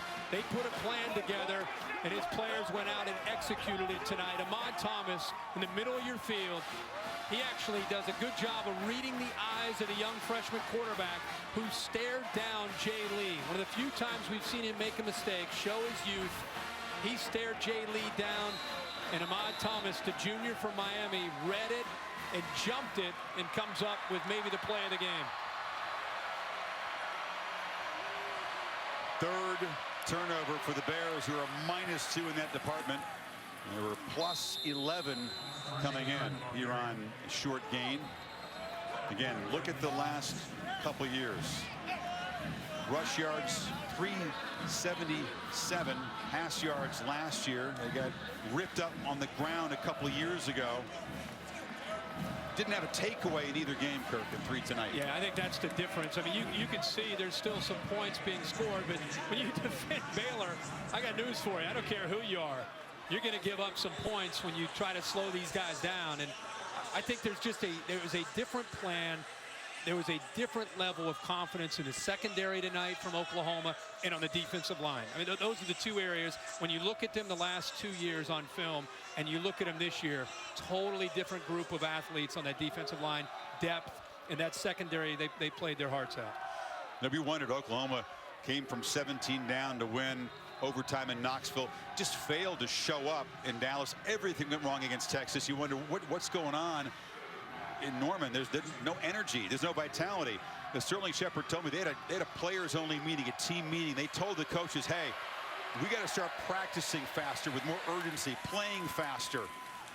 And this team still had a lot to play for at that point. But we wondered, Kirk, with the last 4 games, they were blasting people. But how much of that was level of competition? How good really was this team? We're finding out tonight. And that was only fair. It was only fair to look at how much they had improved from Texas and to wonder, you're right, is it because they're playing Texas Tech and Kansas and some of the others, or is it because they've actually improved? And I think tonight, especially on the offense, from where they were that night that they played in Dallas to where they are now, it's a totally different feel and different looking team. Of course, in the Big 12, it was all going to be about the stretch run for all of these contenders. And Storman and Norman were calling it as TCU comes calling. Trevon Boykin had to leave the game. An ugly win over Kansas today with an ankle. We certainly hope he is okay. And then Baylor, if they don't come back here off their first loss, got to go regroup and play in Stillwater, where they've had their problems over the years. And Oklahoma State survived today in Ames and remain unbeaten. And remember, everybody has to go to Stillwater, all the contenders. Baylor at TCU Friday after Thanksgiving, and then Bedlam, of course. Mayfield steps up, delivers. Shepard, one more catch. Shepard spins and knocks down at the 40-yard line. And Shepard within a catch now of equaling that school record for receptions in a game. He's got 14. Oklahoma not stepping off the gas up 10, are they? No, and Sterling Shepard is senior. A guy that probably could have come out last year. His father played for OU. The story is well documented, and how he was around the locker room after his father passed away. Bob Stoops reached out to him when he was just a little guy, and he grew up around the locker room, grew up loving the Sooners, and he's done everything he can these last 2 or 3 years. He's been disappointed at times, and trying to put it all together tonight has had a career night. Perine on first down. Shepard again knocked out in the first quarter a couple of years ago in a loss. Couldn't play at all last year. Was injured, had a groin injury, had to helplessly stand and watch his team get blown out at home. And you just sense every Oklahoma player we talk to, the eagerness, the energy, the anticipation for this game tonight, and it's played out. Yeah, their pride was on the line. You know what I mean? They felt that, you know, all due respect to Baylor and what Baylor's done to them, a lot of these guys have lived it. And they felt that, hey, we still have a lot of pride as a program, and we're embarrassed by what's happened, and let's go to Waco and see if we're good enough to beat a really good team. Perine, short gain. Talked about since that Oklahoma game, this is going to be the 5th straight game the Sooners have gained 500 yards offense. Their streak of 50-plus points may be stopped, but this is an offense that's going to be very difficult for anybody to deal with. Especially with Baker Mayfield and the way he's playing. And you know, we heard this week about Jason White, who won a Heisman Trophy, and Sam Bradford, who won a Heisman Trophy in Norman. And you start to look 9 or 10 games into a season, and you compare what Baker Mayfield has done to 2 guys that won the Heisman, and you start to look at his numbers. Should he be in the mix, you think? Absolutely. This year, should he be in the conversation? Because he hasn't been. He's been basically overlooked. He should be. He should be. I agree. This is the kind of game that can elevate you. Here's the keeper for the quarterback. Still running around and just slides on the wet carpet for a first down. And they'll continue to chew on clock. And that could just about do it. Baylor with just 1 timeout. Because what doesn't show up, and if you watch this game for 4 quarters and you've watched this team play this year, they feed off of him. That's the difference. The intangibles, the heart, the fire. Again, I have not seen an Oklahoma quarterback in a long time that had such an impact on his team. So it's not just putting his stats next to these others. It's what he does to this team and how they feed off of his energy. Very different kind of quarterback from Sam Bradford, who was a brilliant player. A little more cerebral, perhaps, not as fiery as absolutely. But Sam impacted his guys in a way too. Maybe not with the fire, but we've seen the recognition tonight from this young man. He's made great throws. This was a touchdown earlier in the first half. I've been blown away to see his arm strength in person. And of course, he has what it takes to improvise, create the mobility to be able to try to keep a play alive, the ability to extend plays, and this is the last touchdown. I mean, instead of giving up on it, he believes in his team and his players and his own athletic ability and comes up with big play after big play. Bears are going to lose for the first time at McLean Stadium. They had been 10-0 here, average margin of 32 points, and their 20-game home winning streak, which goes back to Floyd Casey, snapped here. The Ford wrap-up show with Cassidy Hubbard that's coming up right after the game. As the Sooners are in victory formation, a very, very satisfying win on that level, but also a crucial one because Oklahoma, she ranked 12th by the selection committee. They could reshape things. As we start to stack these one-loss teams, after what we've seen from Oklahoma since their loss to Texas, and with everybody that potentially they're going to start losing ahead of them, Oklahoma throws their hat into the ring with all those other one-loss teams. And they still have TCU and Bedlam with Oklahoma State in front of them. Boomer Sooner comes to Waco and beats the Bears. Very different handshake last year when Soup suffered his worst home loss ever at the hands of Briles. Cursory and a handshake. Briles to Mayfield. Shepard, monster night, didn't quite get the record, fell 1 catch short. He didn't care about that. Down to Heather with Bob Stoops. Chris, thanks so much, Coach. Congratulations. After 2 years of frustration against this team, what did your team show you tonight? Played really well. They executed well, both sides of the ball, came up with big plays, you know, played within ourselves and played a good game. Your offense is an entirely different offense than it was even at the beginning of the season. How did it help you tonight? But, you know, staying on the field, making big plays. Baker Mayfield, again, was incredible. And, you know, when you play Baylor, too, you've got to score, keep them on the bench and move the ball, and we were able to do that. 5 games ago, hard to believe this very same team lost to Texas. Since then, what has changed about these Sooners? Well, you know, the execution overall has improved every week, and come in here in their place and win here was another good win. And let's talk about your brother and what his defense did for you guys, slowing down this very prolific Baylor offense. How did they do it? Yeah, the entire defense was great. First, we controlled the run game after the first series. And then we covered them. We challenged them. Our secondary, they did a great job covering, breaking to the ball, and challenging their receivers. Coach, congrats on a great win. Thank you. Chris? Well, the Oklahoma fans, Kirk, in the upper deck are hooping and hollering as the Sooners celebrate in the opposite corner. Bob Stoops, very, very satisfying win. This has to rank up for him in recent years. This is a huge win for Bob Stoops. It's obviously a big win for the program. But Bob Stoops, you know, he has dealt with some things where fans and you know, media, people have kind of gone after them as a program, and the big game Bob moniker that's been out there, and people have kind of taken some shots at him. So this was big for him and big for this team. Is they try to compete in 2015, but just in a broader sense for his legacy and showing people that Bob Stoops and Oklahoma still matter in the Big 12. Big night for the defense, but the AT&T strong performance will focus on the 3 offensive stars for Oklahoma. Baker Mayfield threw for 270 and 3 touchdowns, ran for 76 yards and 1. He ran at $166. Shepard again, 14 catches and 2 touchdowns. Back to Heather with Mayfield. Thanks so much. Baker had incredible numbers, Chris, as you mentioned. Also swiped the game ball here, has it tucked away in his helmet. He told me not to tell, but I had to bust on you, Baker. You think they're going to find out? Yeah, they'll find out. Nah, you busted me.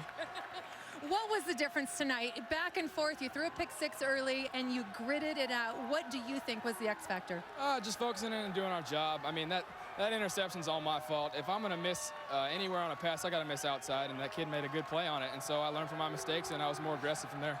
I heard you go to your offense after that interception and tell them, you know, what you just said. It was my bad. It won't happen again. Where does that belief and that confidence come from? I believe in my guys, and right now we have an incredible team. I believe in us, and I think we can go wherever we think we can. So I'm proud of us. And so I'm confident in us right now, and that's where it comes from. What has changed about this offense and this overall team? Five games ago, we saw you guys lose. Now we see you guys just conquering the world out here with an incredible offense. What's been the difference? I mean, we went into Texas, and we were we were focused about the atmosphere. I mean, we weren't focused about doing our job and the details. And that's what this whole offense is about. It's about doing your job down in and down out. And so when we do that, we're successful. And that's what we've been focusing on in the past weeks. Congrats on the great win, Baker. Enjoy that game ball, too. Don't give it back. Chris? Meanwhile, there's Stidham, a tough second start for this freshman who will have a big future. Yeah. Oklahoma, when you look at that Red River performance, it really is one of the outliers of the season. It's the one really good game that Texas has played all year. We wondered about Oklahoma, as you see Mike Stoops back from the press box celebrating. But now, Kirk, you have to really rethink Oklahoma as a playoff contender. Why not a one-loss team from this conference if the Sooners can take care of TCU and, as of now, unbeaten Oklahoma State? Well, they're going to move up, obviously, this week in the rankings, and now they start to become, we said earlier, one of the teams of all the one-loss teams. The Texas loss will hurt them. If they get into the end of the year and it's a one-loss Notre Dame who took care of Texas, and a one-loss Oklahoma, that could hurt them potentially. But the thing you have to remember is they beat Baylor and Waco, a good Baylor team. They still have a chance to play TCU. They still have a chance to go out and play Oklahoma State in Stillwater. So a lot of it is in front of them. And as it happens every year, teams are going to lose in front of you. If you keep winning, you're going to keep climbing. At the very least, if they were to win out, they're going to be in the discussion for sure. Baylor, which came in with strengths of schedule issues, you would have to feel like this loss is going to knock them out of contention. They could potentially be a spoiler. Our Browns wouldn't like that label, but they go to Oklahoma State, which had to survive today in Ames. We're down to 5 unbeaten teams: Clemson, Ohio State, Oklahoma State, Iowa, and Houston now, which came back. You and I have covered this Oklahoma team since 2000 many, many times, and we've seen them even win national championships.